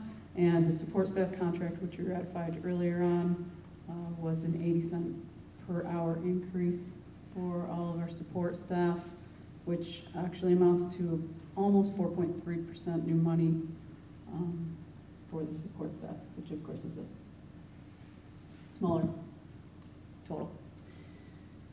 And we also met once to start discussion for the next round of negotiations. Facility update? So I have just one thing to talk about, which is that we didn't meet last week. We had been planning on meeting because our wastewater pond needs to be upgraded, and there's some stormwater pond needs to be upgraded. There's some money available from the state that would have required our putting out a proposal in the beginning of October. We decided not to move forward with that because changes to the school might create changes to the impermeable surface of the high school, which would mean that the stormwater pond changes might be different. So it's better to resolve reconfiguration questions before we do small things. The next report is just a clarification from the previous meeting regarding a proposed resolution. There was a question from one of the incoming student representatives about the resolution regarding dual enrollment, correct, Lori? Yes. Okay, and it's there in writing. And is there an update from the Community Engagement Committee, Christina? You kind of may have already spoken of all of it. Yeah. The update is we are meeting tomorrow evening at 6:30 in the library. Oh, sorry. We are meeting tomorrow evening at 6:30 in the library to discuss and formulate our plan moving forward on the forums and how to get all the information out that we need to get out, basically. So it's a planning session for the upcoming forums, basically, so, which you guys all know the dates now, I think. Great, thank you. Yes, sorry. Sure. To committee meetings, or are those closed doors only for board members? Oh, totally. All of the board meetings and committee meetings are public meetings. They are held in public, and there's executive session happens. What time is that meeting? 6:30. And where exactly? Here in the library. Thank you. Yeah. That's 6:30 tomorrow in the library here. Okay, I think that brings us to, we need to have an executive session for the purpose of superintendent evaluation. If we could get a motion, please. I move that we go into executive session for the purpose of superintendent evaluation. Pursuant to 1 VSA. Pursuant to. 313A 2D, I think. You don't have it there. We'll verify. We'll get it into the minutes for next time. There is a statute, What- 1 VSA 313 something. Is there a second? Second. Mark seconds? Oh, Lori seconds? Okay. Are we inviting anybody? Are we No. inviting anyone? We are not inviting anyone, no. Where are we going?